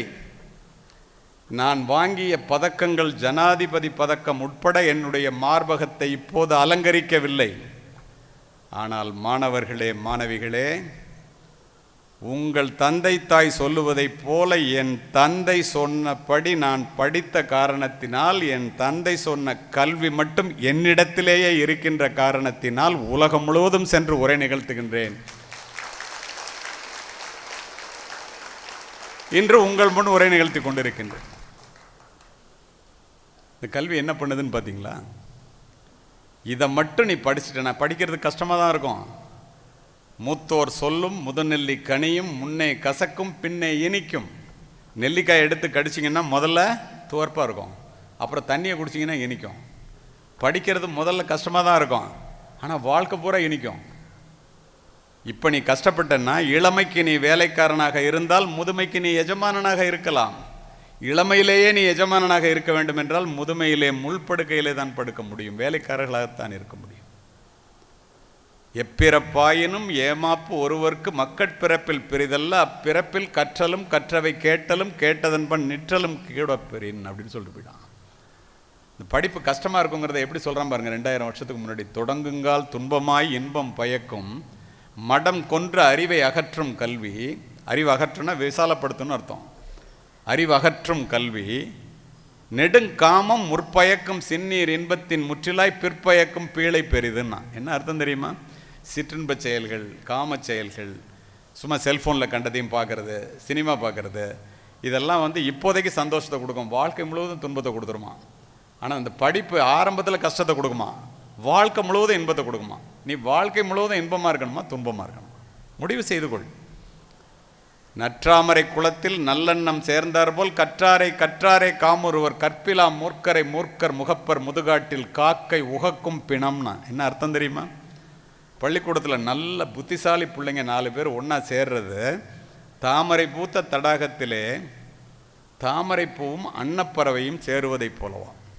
முட்டா பசங்க 2 பேர் ஒன்றா சேர்றது, கெட்ட பழக்கம் உள்ளவன், சிகரெட் குடிக்கிறவன், குடிகாரனாக இருக்கிறவன், ஒழுக்கக்கேடாக இருக்கிறவன், அவன் 4 பேர் ஒன்று சேர்றான்ல, அவன் சேர்றது காட்டில் அழுகி கிடக்கிற பொணத்தை காக்கா போய் குத்தி திங்குதில்ல, அது 2 ஒன்று சேர்ற மாதிரியா. நீ அன்னப்பறவையாக இருக்க வேண்டுமா காகமாக இருக்க வேண்டுமா என்று முடிவு செய்து கொள், அவ்வளோதான். அத்துணையும் ஏன் சொல்லிவிட்டு சொன்னார்கள்? தமிழில் பேசணும்னு சொன்னேன்னு. இதுக்கு என்ன செய்யணும்? சரி, இது நமக்கு கல்வியினுடைய அருமை புரியுது இல்லை? இதுக்கு நம்ம என்ன பண்ணணும்னு சொல்லியிருக்கான். ஓதாமல் ஒரு நாளும் இருக்க வேண்டாம். ஒரு நாள் கூட படிக்காமல் இருக்காத. இளமையில் கல். ஓதாமல் ஒரு நாளும் இருக்க வேண்டாம்ங்கிறது உலக நீதி. இளமையில் கல் ஆத்திச்சூடி. கல்வி கரையில கற்பவர் நாள் சில. நாலடியார். கற்கை நன்றே கற்கை நன்றே பிச்சை புகினும் கற்கை நன்றே. பிச்சை எடுத்தாவது படிடான்ட்டான். ஏன்னா கல்வி அவ்வளோ உயர்ந்ததுங்கிறான். அதனால தான் என்ன சொன்னாங்க, கேடில் விழுச்செல்வம் கல்வி ஒருவருக்கு மாடல்ல மற்ற எவை. உன்ட்ட எவ்வளோ சொத்து இருந்தாலும் எல்லாத்த விட பெரிய சொத்து கல்விடாண்டு போயிடான். ஒருமைக்கண் தான் கற்ற கல்வி ஒருவருக்கு எளிமையும் ஏமாப்புடைத்து. தொட்டனைத்தோறும் மணற்கேணி மாந்தருக்கு கற்றனைத்தோறும் அறிவு. நோண்ட நோண்ட தண்ணி வர்ற மாதிரி அதிகமாக படிக்க படிக்க அறிவு வளருண்டான்ட்டான். அதனால தான் பாரதிதாசன் சொன்னார், என்னரும் தமிழ்நாட்டின் கண் எல்லோரும் கல்வி கற்று உன்னத இமயமலை போல் ஓங்கிடும் கீர்த்தி பெற்று. பாரதி சொல்றார், இன்புற்றார் என மற்றொரு இயம்ப கேட்டிடல் என்னாலோன்னார். பாரதிதாசன் என்ன சொன்னார், எல்லா நலமும் ஈந்திடும் கல்வி இல்லா வீடு இருண்ட வீடுங்க. படிப்பிலார் நிறைந்த குடித்தனம் நரம்பில் துடிப்பிலார் நிறைந்த சுடுகாடுங்க. அறிவே கல்வியாம் அறிவிலா குடும்பம் நெறிகாணாமல் நின்றபடி விழும்னர். என்ன அர்த்தம்? ஊரில் பணக்காரனாக இருப்பான், புள்ள பணம் இருக்கு அப்பாட்டன்னு படிக்க மாட்டான், நின்றபடி நெறி காணாமல் விழுமா. அடுத்த தலைமுறையில் இருக்கிற இடம் தெரியாது, வாழ்ந்து கட்டவன் வீடும்பாங்க. ஏழை குடும்பமாக இருக்கும், புள்ள படிக்கும், ஆலமரத்தை போல விழுது விட்டு வளரும். மன்னர் படையை அழைச்சிட்டு வந்து அந்த ஆலமரத்துக்கு கீழே ஓய்வு எடுக்கிற மாதிரி அவனால் அந்த ஊரே ஒரு செல்வகுமாருங்கிற ஒரு உங்கள் பள்ளிக்கூடத்தை ஆரம்பித்து எத்தனை பேர் படிக்கிறீங்க, எத்தனை பேர் வீட்டில் ஒளியேற்றுறாங்க. ஒரு நல்ல ஒருத்தர் இருந்தால் அவர் பொருட்டு பெய்யும் மழைன்ட்டான். நல்லார் ஒருவர் உளரேல் அவர் பொருட்டு எல்லோருக்கும் பெய்யும் மழைன்ட்டு போயிட்டான். இத்துணையும் தமிழிலே சொல்லி இருப்பது உன்னுடைய கல்விக்காகவே. சரி, கல்வியினுடைய பெருமை தெரியுது. வாழ்க்கையில் ஜெயிக்கணும்னா என்ன செய்யணும்? அவர் லட்சியம் இல்லைன்னா உன்னையுமே நீங்கள் செய்ய முடியாதுன்னு சொன்னார்ல. ஏன் அப்படி சொன்னார்? எவ்வினையோர்க்கும் இம்மையில் தம்மை இயக்குதற்கு இன்பம் பயக்குமோர் இலக்கு வேண்டும் உயிர்க்கு அது தூண்டுகோல் போலாம். எல்லா பிள்ளைங்களுக்கும் இந்த பிறவியில் தனக்கு மகிழ்ச்சியை தரக்கூடிய ஒரு லட்சியம் வேணுமா. நம்ம கலெக்டர் ஆனால் எப்படி இருக்கும், நம்ம எஸ்பி ஆனால் எப்படி இருக்கும், நம்ம கோடீஸ்வரன் ஆனால் எப்படி இருக்கும், நம்ம பெரிய காலேஜ் பிரின்சிபல் ஆனால் எப்படி இருக்கும், நம்ம ஒரு விஞ்ஞானி ஆனால் அப்துல் கலாம் சார் மாதிரி எப்படி இருக்கும் அப்படின்னு ஒரு இன்பத்தை தரக்கூடிய ஒரு லட்சியம் வேணுமா. இந்த இன்பத்தை தரக்கூடிய லட்சியத்தை சில பேர் அடைகிறாங்க, பல பேர் அடைய முடியல இல்லையா? ஏன்? டிஸ்கவரி சேனல் பார்த்துருப்பீங்க.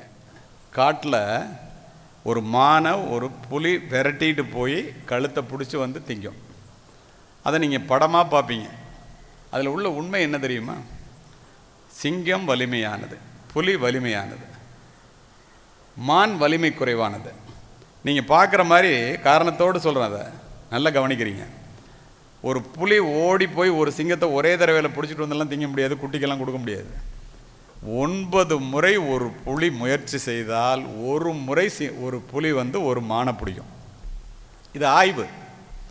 சரி, மான் தான் வலிமை குறையானது, புலி தான் வலிமை அதிகமானது, எப்படி 8 தடவை தோக்குது, மான் ஜெயிக்குது? யார் லட்சியத்தை அடைகிறார்கள் தெரியுமா? மான் ஓடுவது உயிருக்காக, சிங்கம் ஓடுவது உணவுக்காக. உங்களுடைய லட்சியத்தை அடைய வேண்டும் என்ற வேட்கை உயிருக்கான ஓட்டமாக இருந்தால் நீங்கள் வெற்றி பெற முடியும், உணவுக்கான ஓட்டமாக இருந்தால் வெற்றி பெற முடியும். பரவாயில்ல, நல்லா புரிஞ்சுக்கிறீங்க. இப்படி தான் லட்சியத்தை அடைய முடியும். நம்பிக்கைன்னு சொல்கிறாங்களே, என்ன?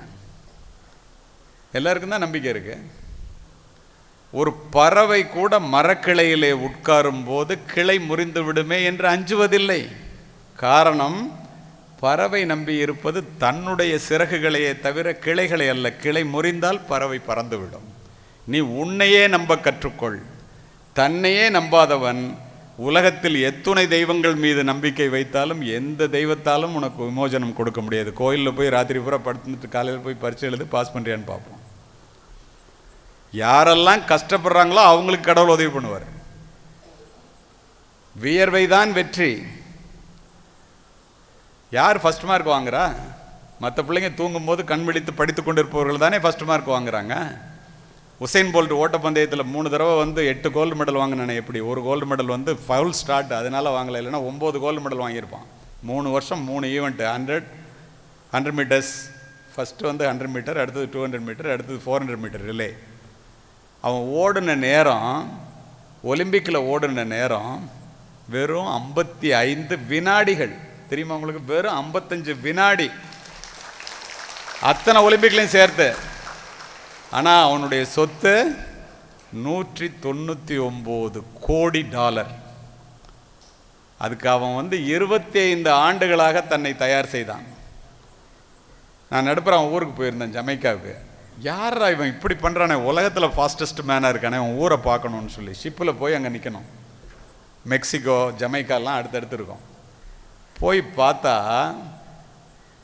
இடுப்பில் இரும்பு கம்பியை கட்டி செயின், பின்னால் ஒரு இரும்பு பலகையை வச்சுக்கிட்டு வயக்காட்டில் இடத்த சமப்படுத்தி அதை இழுத்து இழுத்து ஓடி ஓடி ப்ராக்டிஸ் பண்ணியிருக்கான் 20 வருஷமாக.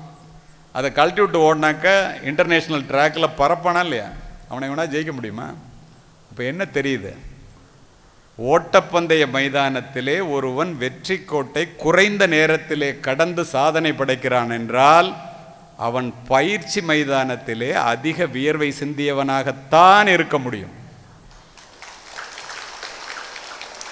இப்போ நான் உங்கள்கிட்ட பேசுகிறேன், கையில் பேப்பர் இல்லாமல் பேசுகிறேன், எல்லோரும் ரொம்ப கவனமாக கவனிக்கிறீங்க. இது எப்படி? இது என்ன மந்திரத்தில் மாங்காய் காய்க்குமா?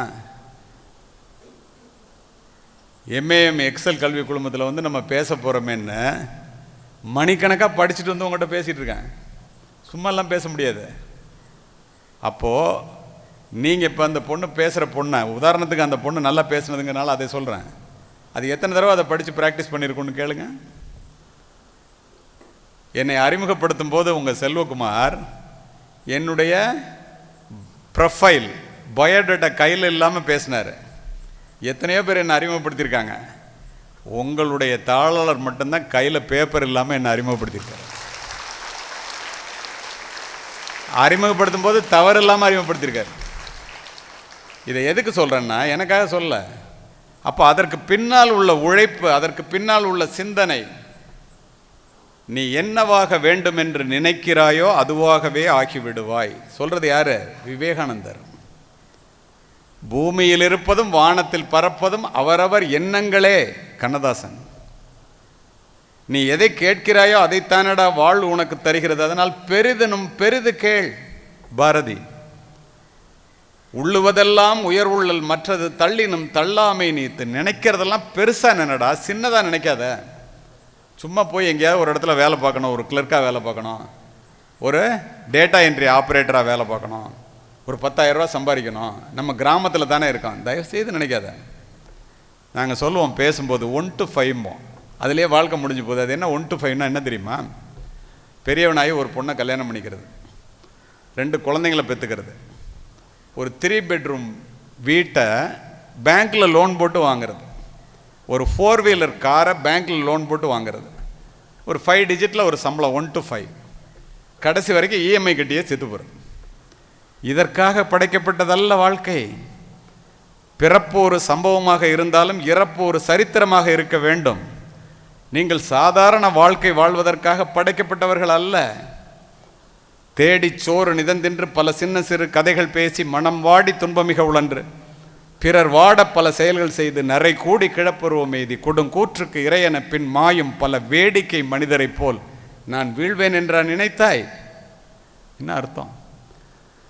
பிறந்தோம், சாப்பிட்டோம், பள்ளிக்கூடத்துக்கு வந்தோம், 40 மார்க் வாங்கி பாஸ் பண்ணோம், காலேஜ் போனோம், 60 சப்ஜெக்டில் 30 சப்ஜெக்டை அரியர்ஸ் வச்சோம், 4 வருஷம் படிப்பை 7 வருஷம் படித்தோம், எங்கேயாவது போய் முடிச்சுட்டு ஒரு 10,000 ரூபாய்க்கு வேலை பார்த்தோம், கல்யாணம் பண்ணிட்டோம், குழந்தை பெற்றுட்டோம், சாப்பிட்டோம், செத்து போயிட்டோம். மிருகங்கள் கூட அதுதானே செய்யுது. குட்டி போடுது, சாப்பிடுது, செத்து போகுது. 6 அறிவுடைய மனிதன் அல்லவா நம்.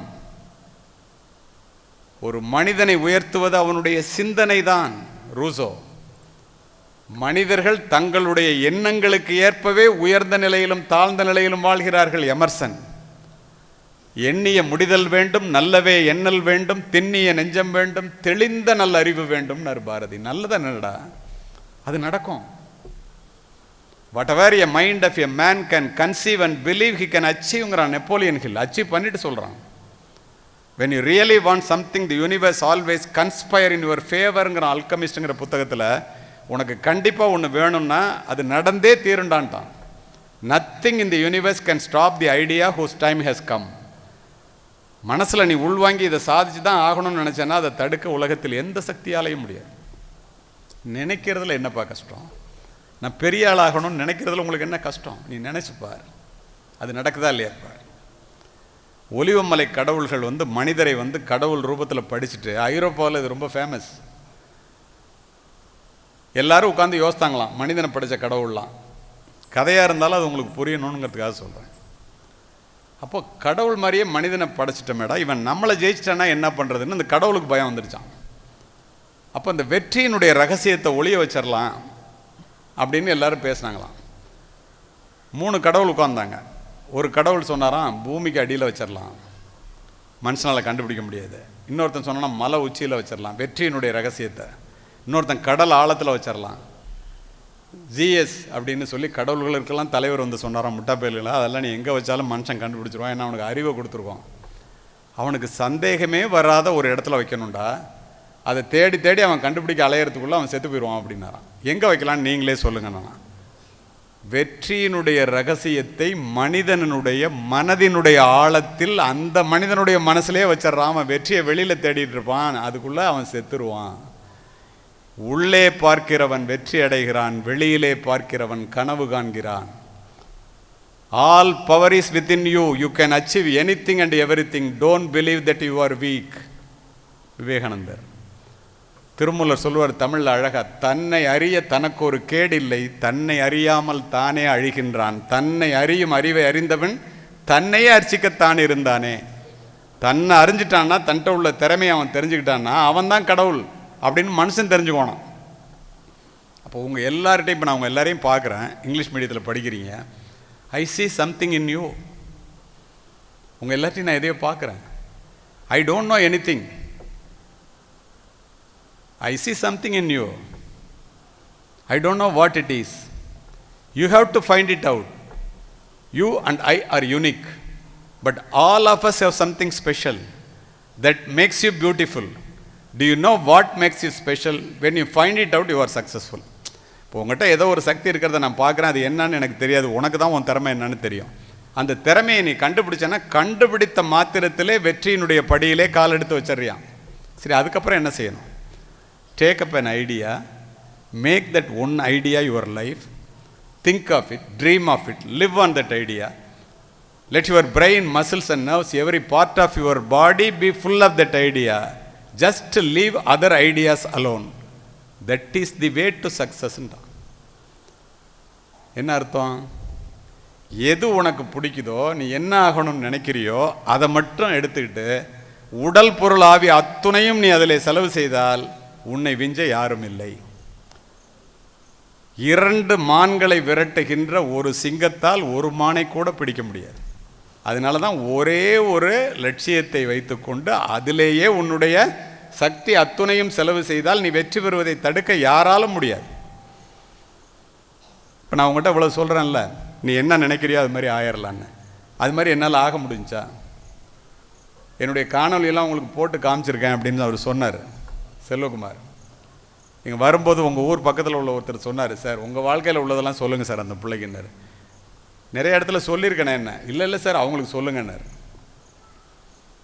எனக்கு நானும் என்னுடைய நண்பனும்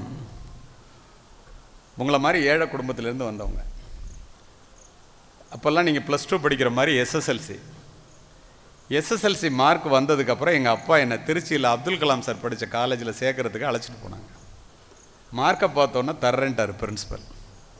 ஆனால் அங்கே இருந்த ரெக்டர் என்ன பண்ணார், நீ எந்த ஊருன்னு கேட்டார். தஞ்சாவூர்னு. தஞ்சாவூர்லேருந்து எப்போ அங்கே படிப்பேன், நீ ஹாஸ்டலில் தங்கினா தான் உனக்கு சீட்டுன்ட்டார். எங்கள் அப்பாவுக்கு ஹாஸ்டலில் கட்டுறதுக்கு பணம் இல்லை, இங்கே படிக்க முடியாதுப்பா, மன்னர் சரபோஜி அரசினர் கல்லூரின்னு கவர்மெண்ட் காலேஜ் இருக்குது, நம்மகிட்ட பணம் இல்லை, அங்கே போகலான்னு. இதுபோல் மரங்கள் அடர்ந்த அந்த சென்ட் ஜோசப் கல்லூரி மைதானத்தை பார்த்து கொண்டு கண்ணில் நீருடன் வெளியேறியவன் நான். கோட்டெல்லாம் போட்டுட்டு பேசுகிறேன்னு ஏதோ பெரிய குபேர குடும்பத்திலேருந்து வந்தவன்லாம் நினச்சிக்காதீங்க. உங்களை விட ஏழ்மையான குடும்பத்திலிருந்து வந்தவன். எங்கள் அம்மாட்ட அழுதேன் நான், ஏம்மா எனக்கு சீட்டு கிடைக்கலம்மா, அப்பாட்ட பணம் இல்லை அப்படின்னு. வறுமையை கண்டு பயப்படாதரா, ஒரு திறமை இருக்குது நம்மகிட்ட எல்லாம், ஏழை பிள்ளைங்கள்ட்ட எல்லாம், தைரியமாக போய் கவர்மெண்ட் காலேஜில் படினாங்க. அதையே வேத வாக்காக எடுத்துக்கொண்டு போய் படித்தேன். கண்ணில் நீருடன் மரங்கள் அடர்ந்த சென்ட் ஜோசப் கல்லூரியை பார்த்து கொண்டு கொடிது கொடிது வறுமை கொடிது அதனினும் கொடிது இளமையில் வறுமை என்று வெளியேறிய நான் 5 ஆண்டுகளில் காவல்துறை உயரதிகாரியாக மாறி அரசு கல்லூரியிலே படித்துவிட்டு அந்த சென்ட் ஜோசப் கல்லூரியை போல நூற்றுக்கணக்கான கல்லூரிகள் இருக்கின்ற திருச்சி மாவட்டத்திற்கே மாவட்ட கண்காணிப்பாளராக மாறி அந்த கல்லூரியிலே 3 முறை முக்கிய விருந்தினராக சென்று ஆசிரியர்களுக்கு தனியாக, பெற்றோர்களுக்கு தனியாக, மாணவ மாணவிகளுக்கு தனியாக அப்துல் கலாம் சார் பேசின லாலி ஹாலிலே உரை நிகழ்த்தி இருக்கின்றேன் என்றால் கல்வியை தவிர, படிப்பை தவிர ஏழை பிள்ளைகளால் முன்னேறுவதற்கு வேறு என்ன வழி இருக்கிறது சொல்? சிந்தியுங்கள். சரி, போலீஸ் ஆஃபீஸராக படித்து முடிச்சுட்டேன், எல்லாம் போய் போலீஸ் ஆஃபீஸரெல்லாம் வேலை பார்த்தாச்சு, ரிட்டையர்மெண்ட் ஆகுது. ரிட்டையர் ஆனதொன்னே ஈஸ்டரில் படுத்துக்கிட்டு பேப்பர் படிச்சுட்டு காஃபி குடிச்சிட்டு வீட்டில் இருக்கிறவங்க உயிர் எடுத்துகிட்டு இருக்கிறது தான் எல்லோரும் செய்கிறது. நம்ம அது மாதிரி செய்யக்கூடாது. இந்த உலகத்தில் இந்த சமுதாயம் நமக்கு நிறைய செஞ்சுருக்கு, நம்ம ஏதாவது செய்யணும். சிந்திக்கிறோம். உங்களுக்கு நான் சொல்கிறதெல்லாம் நான் செய்கிறேன், அதனால் சொல்கிறேன். என்ன செய்யலாம்? நான் இந்த ஐஏஎஸ் ஐபிஎஸ் ஆஃபீஸர் கான்ஃபரன்ஸ் நடக்கும்போதெல்லாம் பேசும்போது முதலமைச்சர்கள்லாம் நல்லா பேசுகிறீங்கன்னு சொல்லுவாங்க. சரி, நல்லா பேசுகிறோம் போல் இருக்குது அப்படின்னு நினச்சிக்கிட்டேன். அப்துல் கலாம் சார் ஒரு நாள் மேடையில் பேசும்போது சொன்னார், மத்தியானம் சாப்பிடும்போது உங்கள் தமிழ் நல்லா இருக்குது, நீங்கள் ஏன் மாணவர்கள்ட்ட பேசக்கூடாதுன்னாரு. ஸோ என்னடா எல்லாருமே சொல்கிறாங்க, சரி பேசலாம்னு நினச்சி எம்ஏ தமிழ் சேர்ந்தேன். எப்போது? 60 வயசில். பாரதிதாசன் யூனிவர்சிட்டியில் ஃபஸ்ட்டு வந்து பாஸ் பண்ணேன். ஏன் எம்ஏ தமிழ் சேர்ந்தேன் தெரியுமா? பிஹெச்டி தமிழில் பண்ணணுன்னா எம்ஏல ஃபஸ்ட் கிளாஸ் இருந்தால் தான் பிஹெச்டிக்கு அப்ளை பண்ண முடியும், உங்கள் ஆசிரியர்களுக்கெல்லாம் தெரியும். அதுக்கு பிறகு தமிழ் யூனிவர்சிட்டியில் பிஹெச்டி சேர்ந்தேன். பிஹெச்டி D++ வாங்கி பாஸ் பண்ணேன். சரி, நம்ம தான் பிஹெச்டி வாங்கிட்டோமே, நம்ம காலேஜ் பல்கலைக்கழகங்கள்லாம் நம்மளை அழைக்கிறாங்கல்ல, நம்ம தான் பெரிய ஆள் நினச்சிட்டு போனால் அங்கே ஏற்கனவே இவங்கள மாதிரி நிறைய பிஹெச்டி அங்கே இருக்குது. என்னடா இது, இங்கே ஆல்ரெடி டாக்டர் நிறைய பேர் இருக்காங்களே, என்ன பண்ணுறது அப்படின்னு பார்த்தேன். அப்போ தான் தெரிஞ்சிச்சு, நிறைய பட்டங்களை பெற்று தன்னுடைய பெயரை அலங்கரிப்பவர்களை விட நல்ல புத்தகங்களை படித்து தன்னுடைய மனதை அலங்கரிப்பவர்கள் சொல்லுவதையே இந்த உலகம் கேட்கிறது என்று முடிவு செய்து 3 ஆண்டுகள் புத்தகங்களோடு உண்டு உறங்கி உயிர்த்தெழுந்து இன்று தமிழ்நாட்டில் மட்டுமின்றி உலகம் முழுவதும் சென்று உரை நிகழ்த்துபவனாக நான் இருக்கின்றேன் என்றால் இந்த படிப்பை தவிர, வேறு உழைப்பை தவிர வேறு என்ன இருக்க முடியும்? இப்போ நீ என்னவாக வேண்டும் என்று நினைக்கிறாயோ அதுவாகவே ஆகிவிட்டா இல்லை? ஏன் உங்களால் ஆக முடியாது? நானும் என்னுடைய நண்பனும் அரசு கல்லூரிக்கு போகும்போது எஸ்பி பங்களாவும் கலெக்டர் பங்களாவும் பக்கத்தில் இருக்கும். எனக்கு காக்கி உடை அணிந்த காவல்துறை எஸ்பி ஆகணும்னு ஆசை. அவனுடைய ஆசை எனக்கு தெரியாது. எப்போ பார்த்தாலும் ஒரு ஹிண்டு பேப்பரை படிப்பான், நூலகத்திலே உட்காந்துருப்பான். ஒரு நாள் அந்த பக்கம் போகும்போது சிவப்பு விளக்கு சுழல ஒரு எஸ்பி கார் வெளியில் வந்துச்சு. திரு வால்டர் தேவாரம்னு டிஜிபி ஆகி ரிட்டையர்ட் ஆனவர், உங்களுக்கு தெரிஞ்சிருக்கும். இங்கே வந்து தருமபுரியிலெல்லாம் நக்சலைட் ஆப்ரேஷன் பண்ணவர். அவர் என்ன பண்ணார், காரை நிறுத்திட்டு 2 பேரும் டெய்லி இங்கேயே நிற்கிறியடா, என்ன பார்க்கறதுக்காக, நீ என்ன காலேஜுக்கே போகிறது இல்லையான்னாரு. இல்லை சார், உங்களை மாதிரி ஆகணும்னா என்ன செய்யணும்னு கேட்டேன். அவர் என்ன சொன்னார் தெரியுமா? நீ போய் என்சிசியில் சேர்றான். இப்போ என்ன அழைச்சிட்டு வந்தாங்களா, மார்ச் பண்ணி ட்ரெஸ் போட்டுட்டு, அது மாதிரி என்சிசி ரைஃபிள் கிளப்பில் போய் சேரு, ஒழுங்காக படி, மைதானத்தில் விளையாட, நீ எஸ்பி ஆயிடலான்ட்டு போயிட்டார். என்னுடைய நண்பன் வந்து நேராக புத்தகத்தை எடுத்துகிட்டு போனோன்னா லைப்ரரியிலே படிப்பான். 2 பேரும் சிவில் சர்வீஸ் எக்ஸாம் வருது, சாதாரண சர்வீஸ் கமிஷன் எக்ஸாம் வருது. சர்வீஸ் கமிஷன் எக்ஸாம் போகிறோம், நான் பாஸ் பண்ணுறேன், அவன் பாஸ் பண்ணலை. எனக்கு போலீஸ் ஆஃபீஸர் வேலை கிடச்சிருது. பல இடங்களிலே பணிபுரிந்து எந்த எஸ்பி பங்களாவை பார்த்து கொண்டு ஒரு நாட்டுப்புறத்து ஏழை சிறுவனாக கல்லூரிக்கு சென்றேனோ அதே எஸ்பி பங்களாவிலே என்னுடைய ஏழை தாயை அழைத்து கொண்டு அக்காவலர்களுடைய அணிவகுப்பு மரியாதையை ஏற்று மாவட்ட கண்காணிப்பாளராக குடிபுகுந்தேன். இது சொல்கிறது உங்களுக்காக இல்லை, எனக்காக இல்லை, அத்துணை பேரும் தெரிந்து கொள்ள வேண்டும் என்ற ஒற்றை காரணத்தினால். ஏன் இப்போ இதை சொன்னேன் தெரியுமா? இனிமேல் தான் பதவியேற்று முடித்து விட்டு நம்ம பெரிய எஸ்பி ஆகிட்டோம் அப்படின்னு நினச்சிக்கிட்டு மரியாதை நிமித்தமாக மாவட்ட ஆட்சித்தலைவரை பார்ப்பதற்காக கலெக்டர் அலுவலகத்திற்கு சென்றேன்.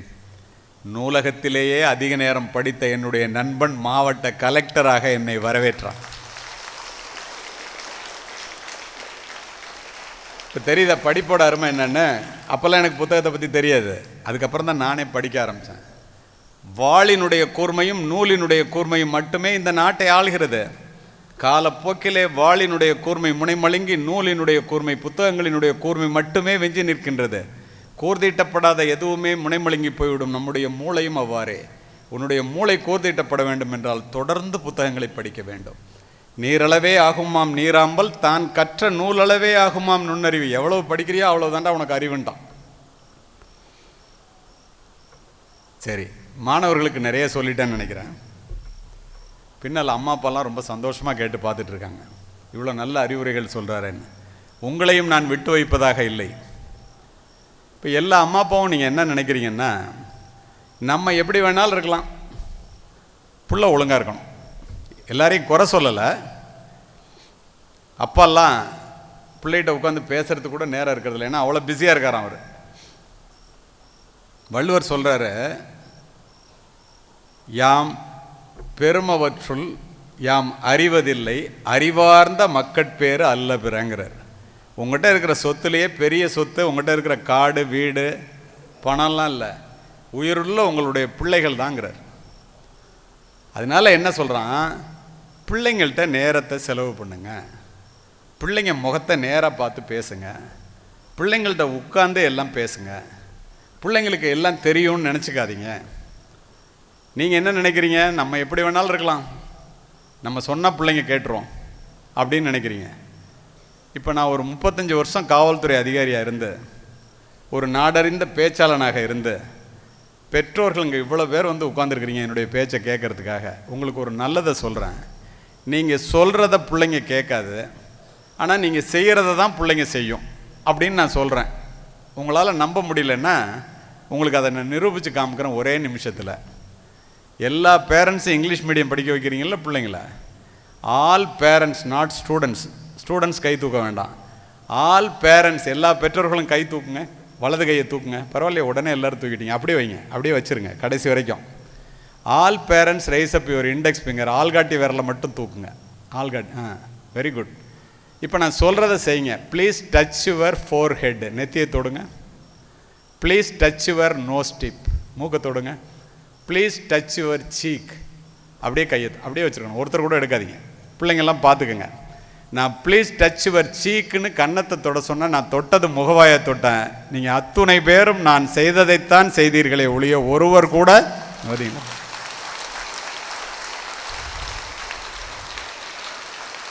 பார்த்துங்க. எப்போ பார்த்தாலும் மெகா சீரியல் பார்த்துக்கிட்டே இருந்து பிள்ளைய சீரியல் பார்க்காத கேட்குமா? எப்போ பார்த்தாலும் செல்ஃபோனே அப்பா நோண்டிகிட்டு இருந்து நீ செல்ஃபோன் யூஸ் பண்ணாதரா கேட்குமா? குடிக்கின்ற பெற்றோர்கள் பிள்ளைகளை குடிக்காதே என்று சொல்லுவதற்கு என்ன தார்மீக உரிமை இருக்கிறது? நினைத்து பாருங்கள். வீட்டில் இருந்துட்டு பக்கத்து வீட்டு மாமா வந்து கேட்டால் இல்லைன்னு சொல்கிறா அப்படின்னு சொன்னால் அவன் சினிமாவுக்கு போயிட்டு வந்து ஸ்பெஷல் கிளாஸ் போயிட்டு வந்தேன்னு சொல்லுவான். நீங்கள் தானே சொல்லி தர்றீங்க. ஒரு புள்ள கூட கெட்ட வார்த்தை பேச தெரியுமா? உங்களிடம் கேட்ட வார்த்தைகளைத்தான் அவர்கள் பேசுகிறார்கள். சிந்தித்து பாருங்கள், உண்மையா இல்லையா என்று. அப்போது அம்மா அப்பா பிள்ளைங்களை வளர்க்குறது ஒரு வேள்வியை போன்றது. வேள்விங்கிறாரு. தப்பாக ஒரு பிள்ளைய வளர்க்குறது அம்மா அப்பா காரணம் ஆயிடுறோம். குறை சொல்லுவதற்காக சொல்லவில்லை. என் அம்மா அப்பாலேருந்து எல்லாத்துக்கும் சேர்த்து இது பொருந்தோம். எப்படி குழந்தை பிறக்கும்போது என்ன நினச்சிக்கிட்டு பிறக்குதான் உளவியல் கருத்து. என்னுடைய வருகையை இந்த பூமி பந்து உற்று நோக்கி கொண்டிருக்கிறது, என்னுடைய வருகையை இந்த உலகமே எதிர்பார்த்து கொண்டிருக்கிறது. ஏனென்றால் நாளை நான் எப்படி இருப்பேனோ அப்படித்தான் இந்த உலகமும் இருக்கும். என்னை இந்த உலகத்திற்கு ஒரு கொடையாக வளர்த்திடுங்கள் அப்படின்னு அம்மா அப்பாட்ட சொல்லுதான் குழந்தை. நினைக்கிறத சொல்கிற மாதிரி சொல்கிறாரு. ஏன் உங்கள்கிட்ட சொல்லுது? உங்களிடம் பிறக்க வேண்டும் என்று எந்த பிள்ளையும் வரம் கேட்கவில்லை. பிள்ளை வரம் கேட்டது நீங்கள், பிள்ளையை பெற்றது நீங்கள். அதனால் இந்த பிள்ளையை ஒழுங்காக வளர்த்தெடுக்க வேண்டிய மாபெரும் பொறுப்பு உங்களுக்கு இருக்கிறது. இதை புரிந்து கொள்ள வேண்டியது பெற்றோர்கள் தான். குடும்பம் தான் பிள்ளைகளினுடைய முதல் வகுப்பறை. பெற்றோர்கள் தான் பிள்ளைகளினுடைய முதல் ஆசிரியர்கள். Parents R the first teachers, teachers are the second parents. பெற்றோர்கள் மரத்தினுடைய வேர்களை போன்றவர்கள், பிள்ளைகள் அதிலே பூத்து குலுங்குகின்ற பூக்களை போன்றவர்கள். வேர்களின் பலத்தை பொறுத்தே பூக்களின் வசீகரம் அமையும். ஆனால் உங்களுடைய பெருமை ஒன்று இருக்குது தெரியுமா? அமெரிக்காவில் பேசிட்டு துபாயில் பேசுகிறதுக்காக வந்திருந்தேன். அங்கே வந்து ஃபாரினர்ஸ் வேலை பார்க்குறாங்க. ஒரு வெள்ளை அமெரிக்க தாய் எழுந்து என்கிட்ட ஒரு கேள்வி கேட்டாங்க. டீச்சர்ஸ், அப்பா அம்மா எல்லாம் கேட்டுங்க, தமிழ்நாட்டில் படிச்சுட்டு இங்கே வர்ற பிள்ளைங்க எவ்வளவு அறிவாளியா, எவ்வளவு உழைப்பாளியா, எவ்வளவு ஒழுக்கமானவங்களாக இருக்கிறாங்க. எங்கள் பிள்ளைங்க அப்படி இல்லையே சார். நான் தமிழ்நாட்டு தாய்மார்கள்ட்ட வந்து பிள்ளை வளர்க்குறத பற்றி நான் ஆர்ட் ஆஃப் பேரண்டிங்னு அவங்க இங்கிலீஷில் சொல்கிறாங்க. அவங்ககிட்ட நான் ட்ரைனிங்க்கு வர்றேன் சார், என்னை சேர்த்து விடுங்கிறாங்க. ஒரு வெள்ளை அமெரிக்க தாய். எனக்கு ஒரே ஆச்சரியம். அப்படியேம்மா, நான் எங்கள் தாய்மார்கள்ட்ட போய் சொல்கிறேன், அவங்க திறமை இவ்வளோ பெருசுன்னு நீங்கள் பாராட்டினீங்கன்னு. தப்புன்னு அடுத்தது ஒரு கேள்வி கேட்டாங்க. டீச்சர்ஸ்லாம் கவனமாக கேட்குறீங்க. என்ன கேட்டாங்க தெரியுமா? இதுக்கு என்ன சார் காரணம்னு. நான் என்ன சொன்னேன் தெரியுமா? உலகத்திலேயே தனக்காக சொத்து சேர்க்காத அப்பாவும் தனக்காக சமைக்காத அம்மாவும் இந்தியாவை தவிர எந்த நாட்டிலும் இல்லை. அது ஒன்றுதான் காரணம்.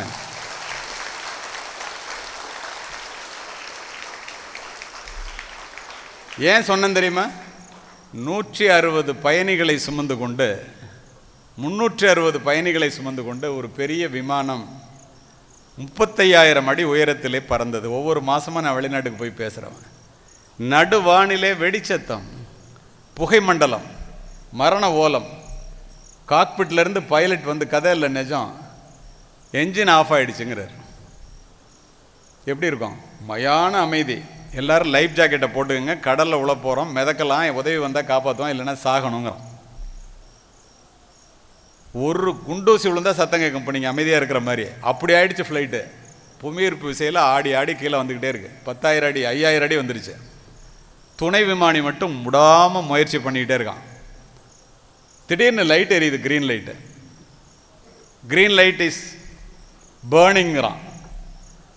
உடனே பைலட் எங்கிட்ட பேசிக்கிட்டு இருந்தவன் எல்லாம் லைஃப் ஜாக்கெட்டை போடுங்கன்னு தாண்டி போய் காக்பிட்டில் உட்காந்து அவனும் சேர்ந்து முயற்சி பண்ணுறான். என்ஜின் ஆன் ஆகிடுது. தண்ணீரை தொட இருந்த விமானத்தை மீண்டும் மேலே ஏற்றுகிறார். எமர்ஜென்சி லேண்டிங்னு பக்கத்து நாட்டில் தரையிறக்குறாங்க. 360 பேர் உயிரை கையில் பிடிச்சிட்டு வெளியில் வரும்போது பத்திரிகை துறை நண்பர்கள் கேட்குறாங்க, இறப்பினுடைய விளிம்பை தொட்டு விட்டு வந்திருக்கிறீர்களே, கடைசியாக என்ன நினச்சிங்க? ஏன் இந்த பதிவை சொல்லுகிறேன்னு தெரியுமா? கடைசியாக என்ன நினச்சிங்க? ஒருத்தன் சொல்கிறான் நாட்டை, ஒருத்தன் பணம் பேலன்ஸை பேங்கில் வச்சுட்டு போகிறமேங்கிறான், ஒருத்தன் மனைவியை சொல்கிறான், ஒவ்வொருத்தன் ஒவ்வொன்று சொல்கிறான். என்னுடைய பிள்ளைகளை அனாதையாக விட்டு விட்டு இறக்கப் போகிறோமே என்று கதறி கதறி அழுதேன் என்று பதிவு செய்த 11 பேரும் இந்திய தந்தைகள் என்பதை மனதிலே பதிய வைத்துக்.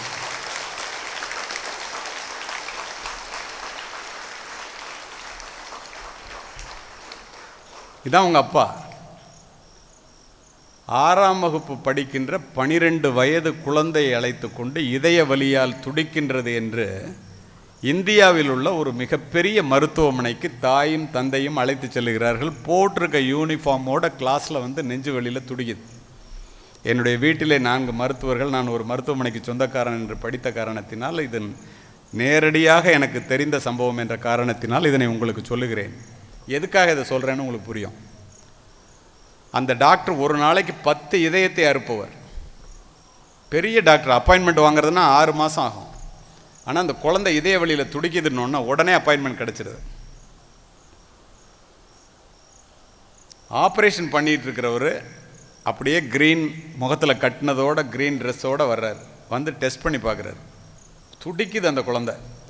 அந்த அப்பா அம்மாவை தனியாக கூப்பிட்டு சொல்கிறாரு, இதயத்துக்கு வர்ற இரத்த குழாய்கள் எல்லாமே அடைபட்டு போயிடுச்சு, இனிமேல் குழந்தை பிழைக்கிறதுக்கு வாய்ப்பே இல்லை, அதனால் வீட்டுக்கு அழைச்சிட்டு போயிடுங்க. 30% தான் அந்த குழந்தை பிழைக்க வாய்ப்பு இருக்குது, 70% இறந்து போகிறதுக்கு தான் வாய்ப்பு இருக்குதுன்னு சொல்கிறார். அந்த தாய் அந்த டாக்டர் கையை பிடிச்சிட்டு, இதை காலான்னு நினச்சிக்கிறேன் சார், 10% தான் கூட என் பிள்ளை பொழைச்சிக்கும், தயவு செய்து ஆப்ரேஷன் பண்ணுங்கள், இத்தனை பேரை காப்பாற்றுறீங்க, என் பிள்ளையை காப்பாற்றலைன்னா நீங்கள் என்ன டாக்டருங்குது. அவங்க அப்பா அழுதுகிட்டே நிற்கிறார் பக்கத்தில். இந்த தாயினுடைய மன்றாடுதலை பார்த்த அந்த டாக்டர் மனமிறங்கி, ஏம்மா நான் செய்வேன், ஏதாவது ஆகி போச்சுன்னா நீ எங்கள் மேலே வருத்தப்படக்கூடாதுங்கிறாரு. நிச்சயமாக என் குழந்தை பிழைக்கும் சார், நீங்கள் பண்ணுங்கள், நான் கையெழுத்து போட்டு தர்றேங்க, எது நடந்தாலும் பரவாயில்லன்னு கையெழுத்து போட்டு தர்றாங்க. 1 வாரம் கழிச்சு ஆப்ரேஷன். நல்லா கேட்குறீங்க, கதை இல்லை நிஜம். உங்கள் அப்பா யாருன்னு சொன்ன அடுத்தது யாருன்னு நீங்கள் தெரிஞ்சுக்கணும்ல. உண்மை சம்பவங்களையே சொல்லுவோம் நான், அதனால தான் நீங்கள் இப்படி கேட்கிறீர்கள். அடுத்து என்ன நடந்துச்சு தெரியுமா? டாக்டர் ஒரு 10 டாக்டரோட ரவுண்ட்ஸ் போகிறார். அந்த அம்மா சொல்லிகிட்டு இருக்க அந்த பிள்ளைகிட்ட, 10% வாய்ப்பு இருந்தால் கூட நீ பொழைச்சிக்கூடி, உன் இதயத்தில் நம்ம கும்பிட்ற கடவுள் இருக்காரு, நீ கவலையே படாத, உனக்கு 30% இருக்குது, நீ பொழைச்சிக்குவ, 1 மாதத்தில் நீ ஸ்கூலுக்கு போவ, இந்த வருஷம் பரீட்சை எழுதிடலாம், அழாத, கண்டிப்பாக பொழைச்சிக்குவ, நான் சொல்கிறத நம்பு, இப்படியே சொல்லுது. தினம் கேட்குறாரு இந்த டாக்டர் ரவுண்ட்ஸ் போகும்போது, என்னடா இந்த குழந்தை பொழைக்கிறதுக்கு கொஞ்சம் தான் வாய்ப்பு இருக்குன்னா இந்த அம்மா இப்படி ஹோப்பு கொடுக்குதே. 7வது நாள் அறுவை சிகிச்சை டேபிளுக்கு அந்த பிள்ளைய வந்து படுக்க வச்சுட்டாங்க. அறிவுள்ள பிள்ளை உங்களை மாதிரி. அந்த டாக்டர் வந்து இப்படி தட்டி கொடுத்து, கவலைப்படாதம்மா, என்னால் முடிஞ்ச வரைக்கும் செய்கிறேங்கிறாரு. 10 டாக்டர் புடைசூழ வந்துட்டாங்க. எல்லாம் ட்ரெஸ் போட்டுக்கிட்டு மருத்துவமனையில் முகத்தெல்லாம் கட்டிக்கிட்டு. அந்த குழந்தை பயப்படாமல் இருக்கிறதுக்காக அவர் அப்படி சொல்கிறாரு. அவருக்கு வந்து 5 மணி நேரம் அந்த ஆப்ரேஷன் ஃபிக்ஸ் பண்ணியிருக்காங்க. ஆப்ரேஷனுக்கு அப்புறம் அந்த குழந்தை பிழைக்குமா இறக்குமாங்கிறது அவருக்கே தெரியாது. சந்தேகம் அவருக்கு ரொம்ப. இது வரைக்கும் பண்ண ஆப்ரேஷனை விட இது காம்ப்ளிகேட்டட். ஏன்னா இதயத்துக்கு வர்ற எல்லா இரத்த குழாயும் அடைச்சிருக்கு. அப்போ அந்த குழந்தை சொல்லுது, உங்களை மாதிரி புள்ள படிக்கிற புள்ள, 6 வயசு, 6வது படிக்கிற 12 வயசு புள்ள, doctor I don't have any fear but I am having a question to you. எனக்கு ஒன்றும் பயம் இல்லை, உங்கள்கிட்ட ஒரே ஒரு கேள்வி. என்னட்ட கேள்வியா? என்ன அப்படிங்கிறாரு டாக்டர். இல்லை, நீங்கள் வந்து இதயத்தை அறுப்பீங்களா அப்படிங்கிற. வலிக்காதுமா, அனஸ்தீசியா கொடுத்தா அறுப்பேன்னு அவர் நினச்சிக்கிட்டு சொல்கிறாரு. அது சொல்ல, அதெல்லாம் எனக்கு தெரியும், நீங்கள் இதயத்தை அறுப்பீங்களா இல்லையா எனக்கு சொல்லுங்கள். ஆமாங்கிறார். எங்கள் அம்மா சொன்னாங்க, நான் கும்பிட்ற கடவுள் வந்து என் இதயத்தில் இருப்பாருன்னு, அவருக்கு காயம் பற்றாமல் அருங்க. நான் கடவுளை பார்த்ததில்லை, நான் கடவுளையே பார்த்ததில்லை. நீங்கள் கடவுளை பார்ப்பீங்களா அறுக்கும்போது, எப்படி இருந்தாருன்னு கேட்பேன், நீங்கள் முடித்தோன்னே நான் பொழைச்சிக்குவேன் கண்டிப்பாக, நீங்கள் சொல்லணும். ஆடி போயிடுறாரு டாக்டர். இப்படி ஒரு நம்பிக்கை அந்த குழந்தைக்கு. ஆப்ரேஷன் ஆரம்பிச்சிருச்சு. 50வது நிமிடத்திலே டாக்டர் நினைத்ததைப் போல் இதயத்திற்கு வருகின்ற இரத்த குழாய்கள் அத்துணையும் அடைபட்டு போய் இரத்த ஓட்டம் முற்றிலுமாக நின்று விடுகிறது. இதய துடிப்பு அடங்கி விடுகிறது. எல்லாம் என்னென்னமோ பண்ணி பார்க்குறாங்க, திரும்ப இதயம் துடிக்கலை. டாக்டர் ஷாக் ஆயிடுறாரு. உடனே சொல்கிறாரு, இவ்வளோ முயற்சி பண்ணி இந்த குழந்தைய பிழைக்க வைக்க முடியலையே, இத்தனை ஆப்ரேஷன் பண்ணியிருக்கேனே நான், என் படிப்பெல்லாம் வீணாக போயிடுச்சேன் அப்படின்னு நினைக்கும்போது, அவர் இந்த குழந்தைய நம்ம வந்து க்ளோஸ் பண்ணி அவங்க அப்பா அம்மாட்ட வந்து பணமாக தான் கொடுக்கணும் அப்படின்னு முடிவு பண்ணும்போது, அவர் நினைக்கிறாரு, நமக்காக இந்த குழந்தை பிழைக்கலைனாலும் பரவாயில்ல, இந்த அம்மா இவ்வளோ நம்பிக்கை வச்சுருந்தாங்களே, இந்த குழந்தை இப்படி நம்பினுச்சு, அதுக்காகவாவது பிழைச்சிருக்கலாம்ல அப்படின்னு சொல்லி கண்ணிலே வருகின்ற கண்ணாடியை கழட்டிட்டு கண்ணீரை துடைத்து கொண்டு ஒரு அடி அப்படி எடுத்து வைக்கிறார். பாடியை கொடுத்துருங்கன்னு சொல்லிட்டு. பக்கத்தில் இருக்கிற, எப்படி அமைதியாக கேட்குறீங்க பாருங்கள், பக்கத்தில் இருக்கிற லேடி டாக்டர், அந்த டாக்டரை ஒரு தட்டு தட்டி, doctor blood is coming to the heart is functioning அப்படிங்கிறாங்க. திடீர்னு இதயம் துடிக்குது. எல்லா மிஷினையும் திரும்ப ஆப்ரேட் பண்ணுறாங்க. 5 மணி நேரம் ஆப்ரேஷன் நடக்குது. குழந்தை பிழைச்சிக்குது. 7 நாள் கழித்து எல்லா சுவிச்சஸும் பிரித்ததுக்கப்புறம் அந்த டாக்டர் பார்க்க போகிறதுக்கு முன்னாடி எல்லா டாக்டரையும் கூப்பிட்றாரு. பயங்கர புத்திசாலியாகவும் தைரியமாக இருக்கேன் அந்த குழந்தை, என்கிட்ட கடவுளை பார்த்தீங்களான்னு கேட்டு தொலைமை, ஏன்னா என்னையா பண்ணுறது அப்படிங்கிறார். ஆளுக்கு ஒரு ஐடியா சொல்கிறான். இவர் ஒரு முடிவோடு போகிறார். அந்த குழந்தை வந்த உடனே அவரை போய் அப்படியே கையை பிடிச்சிட்டு, டாக்டர் நான் பொழைச்சிக்குவேன்னு சொன்னேன்ல, பார்த்தீங்களா, பொழைச்சிக்கிட்டேங்க, இது உள்ளே நடந்ததுக்கு தெரியாது, கடவுளை பார்த்தீங்களா? பார்த்தேன் அப்படிங்கிறார். எப்படி இருந்தார் அப்படின்னு கேட்குது. கடவுள் இப்படித்தான் இருந்தார் என்று தான் நகர்ந்து கொண்டு அவர் கையை காண்பித்த இடத்திலே அவளுடைய ஏழை தாய் நின்று கொண்டிருந்தாள். அந்த குழந்தை ஓடி போய் அந்த தாயினுடைய கால்களை கட்டிட்டு, அம்மா நீ தான் கடவுளா? சொல்லவே இல்லையம்மா அப்படிங்குது. இவள் தான் தாய். நான் முன்னால் சொன்னது தான் உன்னுடைய தந்தை. பெற்றோர்கள் பிள்ளைகளுக்கு ஆசைக்கு வாழாமல் தேவைக்கு வாழ கற்றுக் கொடுங்கள். பிள்ளைகளுக்கு அதிகமாக சொத்து சேர்த்து வைத்து விட்டு போகின்ற பெற்றோர்களை விட பிள்ளைகளுக்கு சிக்கனமாக வாழ கற்றுக் கொடுத்து விட்டு போகின்ற பெற்றோர்கள் மேன்மையானவர்கள் என்பதை நான் பலமுறை பார்த்து விட்டேன். ஆசிரியர்கள் நிறைய பேர் இருக்கீங்க. நேற்று ஆசிரியர் தினம். 10 நிமிடத்திலே முடித்து விடுவேன். நேரம் அதிகமாக போய்கொண்டிருக்கிறது. நான் எந்த இடத்திலும் இவ்வளவு நேரம் பேசுவதில்லை. செல்வகுமார் அவர்களினுடைய அழைப்பிற்கு இணங்க, உங்களுடைய முதல்வர் நிர்மலா தேவியினுடைய விருப்பத்திற்கு இணங்க ஆசிரியர்களுக்கும் ஒரு சில வார்த்தைகளை மட்டும் சொல்லி முடிக்கின்றேன். ஜப்பான் நாட்டில் டீச்சர் ட்ரைனிங்க்கு ஒரு பாடம் வச்சுருக்காங்க. நான் ஜப்பானிய நாட்டிற்கு சுற்றுலா போயிருந்தேன். அவங்க எங்கே போனாலும் அங்கே போய் பல்கலைக்கழகத்தெல்லாம் பார்க்கறது வழக்கம். ஆசிரியர் பயிற்சி பணிக்கு வச்சிருக்கிற அந்த பாடத்தை எல்லாரும் வியந்து பாராட்டிட்டு இருந்தாங்க. எனக்கு ஜப்பானிய மொழி தெரியாது, ஆங்கிலத்தில் மொழிபெயர்த்து சொல்லுங்கன்னு. அதை அப்படியே உங்கள்கிட்ட சொல்கிறேன். ஒரு டீச்சர்னா எப்படி இருக்கணுங்கிறதுக்கு. ஜப்பானிய நாடு 80 ஆண்டுகளுக்கு முன்னால் இராணுவ ஆட்சியில் இருக்கும்போது இராணுவ உடையை அணிந்து கொண்ட கொள்ளைக்காரர்கள் திருடி இராணுவ உடையை அணிந்து கொண்டு கிராமங்களிலே புகுந்து கண்ணில் படுபவர்கள் எல்லோரையும் தலையை வெட்டி சாய்த்துவிட்டு கொள்ளையடிப்பதை வழக்கமாக வைத்திருந்த ஒரு காலகட்டம். ஒரு மாலை நேரத்திலே ஒரு தாய் 2 குழந்தைகளுக்கு சோறூட்டி கொண்டு அமர்ந்திருக்கின்றார். திடீரென்று கொள்ளைக்காரர்கள் குதிரையிலே வருகிறார்கள் என்றவுடன் எல்லோரும் மறைவிடத்தை நோக்கி ஓடுகிறார்கள். இந்த தாய் தான் சோறூட்டி கொண்டிருந்த 2 குழந்தையையும் இடுப்பில் 2 பக்கம் வைத்துக் கொண்டு ஓடுகிறாள். குதிரையினுடைய குளம்படி சத்தம் மிக அருகாமையில் கேட்டவுடன் இனிமேல் நாம் தப்பிப்பதற்கு வழி இல்லை என்று தெரிந்த அந்த தாய் தன்னுடைய 2 குழந்தையும் அப்படி குமிஞ்சு முகத்தை பார்த்துட்டு அடையாளத்தை உறுதி செய்து கொண்டு ஒரு குழந்தையை இறக்கி விட்டுட்டு ஒரு குழந்தையோட மறைவிடத்துக்கு போகின்றாள். அங்கிருந்து பார்க்கின்றாள், இறக்கி விடப்பட்ட குழந்தை தலை துண்டாக்கப்பட்டு குதிரையினுடைய குளம்படிப்பட்டு சின்ன பின்னமாவதை பார்த்து அங்கேயே கதறுகிறாள். சத்தம் போடாதேன்னு எல்லாரும் சொல்கிறாங்க. கொள்ளைக்காரர்கள் கொள்ளையடித்து சென்ற பிறகு கையிலே பிடித்திருந்த ஒற்றை குழந்தையோடு இறந்து போன குழந்தை இடத்திலே வென்று விழுந்து புரளுகிறாள். எல்லோரும் அந்த இடத்திற்கு வருகிறார்கள். ஒரு முதியவர் கேட்கிறார், தாயே, ஒரு தாய்க்கு 2 குழந்தைகளும் 2 கண்களைப் போல அல்லவா, எப்படி அடையாளத்தை பார்த்துட்டு ஒரு பிள்ளையை இறக்கி விட்டு ஒரு பிள்ளையை காப்பாற்ற உனக்கு மனசு வந்துச்சுன்னு கேட்குறாங்க. அந்த தாய் சொல்லுகிறாள், நான் என்னுடைய வீட்டினுடைய வாசலிலே என்னுடைய குழந்தைக்கு சோறூட்டி கொண்டிருக்கும் போது என்னிடம் படிக்கின்ற குழந்தையும் வந்து விட்டது. 2 குழந்தைகளுக்கும் சோறூட்டி கொண்டிருக்கும் போது கொள்ளைக்காரர்கள் வந்து விட்டார்கள்.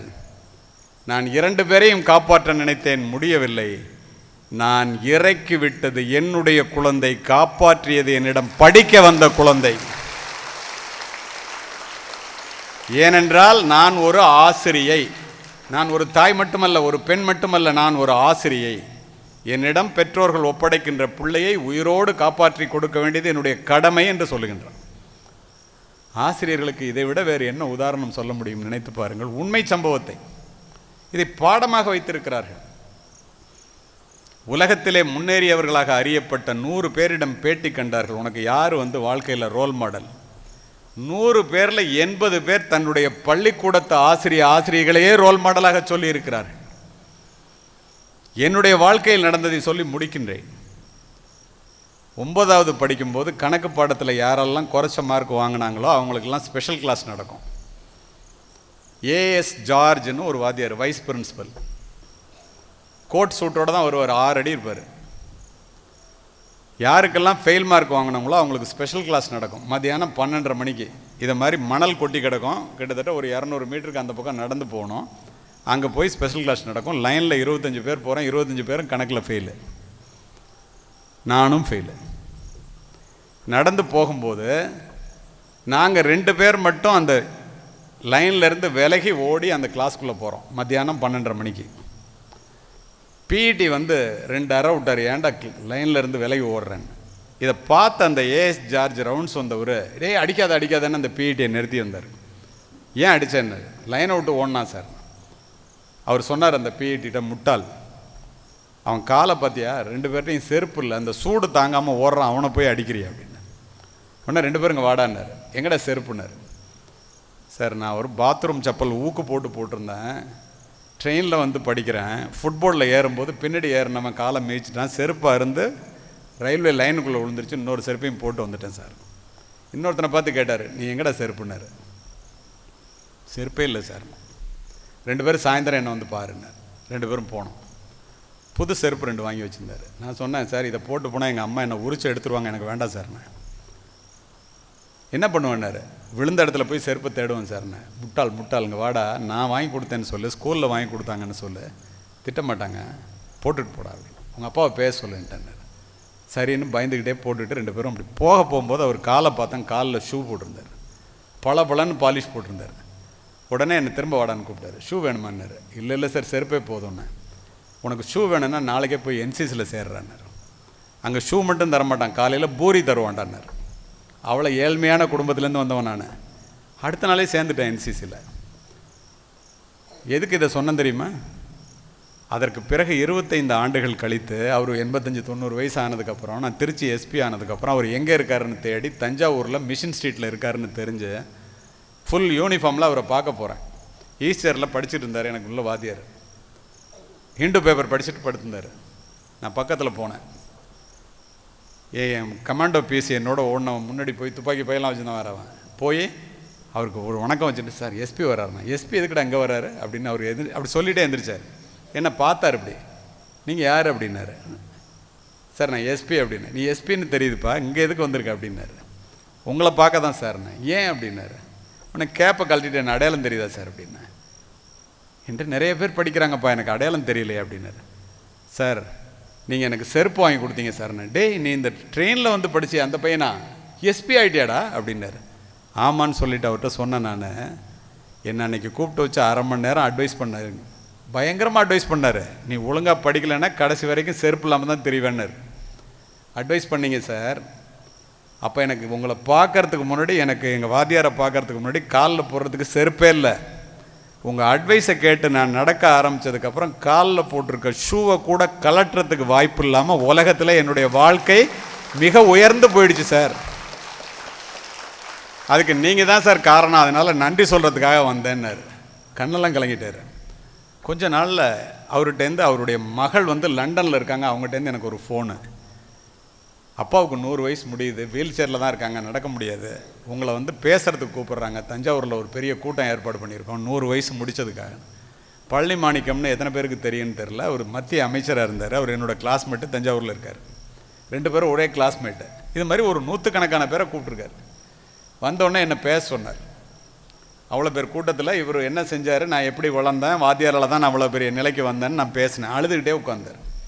1 மாதம் கழித்து லண்டனுக்கு போய் அவங்க பிள்ளைங்களெல்லாம் கூப்பிட்டு வச்சு இங்கிலீஷில் what we have done for our self will die with us and what we have done for others will remain and it is immortal. நமக்காக செஞ்சது நம்மளோட போயிடும். பிள்ளைகளுக்காக செஞ்சு மற்றவர்களுடைய வாழ்க்கையை ஒளியேற்ற வாத்தியார் வேலை பார்த்தா கடைசி வரைக்கும் போகாது. என் பிள்ளைங்கள்லாம் நல்ல நிலைக்கு வந்துட்டாங்க, நிறைவான வாழ்க்கை வாழ்ந்துட்டேன் அப்படின்ட்டு 1 மாதத்தில் இறந்து போயிட்டார். அப்படின்னா என்ன தெரியுது?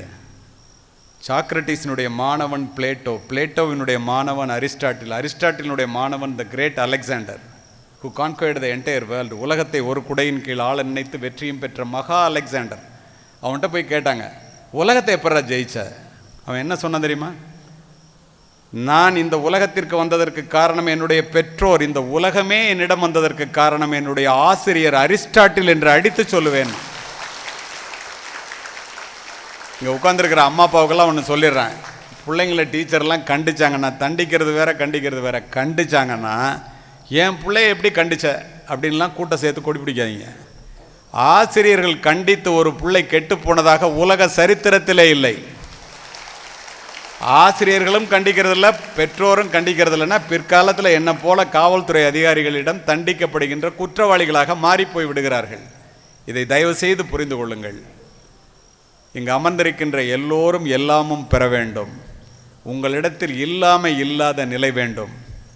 இந்த மாதிரி ஒரு இரவு நெருங்கும் போது கூட ஒரு குண்டூசி விழுந்தா கூட சத்தம் கேட்குங்கிற மாதிரி ஒருவர் கூட எழுந்து போகாமல் பெற்றோர்களும் ஆசிரியைகளும் மாணவ செல்வங்களும் மாணவிகளும் அற்புதமாக அமைதியாக கேட்டமைக்கு உங்கள் அத்துணை பேருக்கும் சிரம் தாழ்த்தி மனப்பூர்வமாக வணக்கம் சொல்லி விடைபெறுகிறேன். நன்றி, வணக்கம்.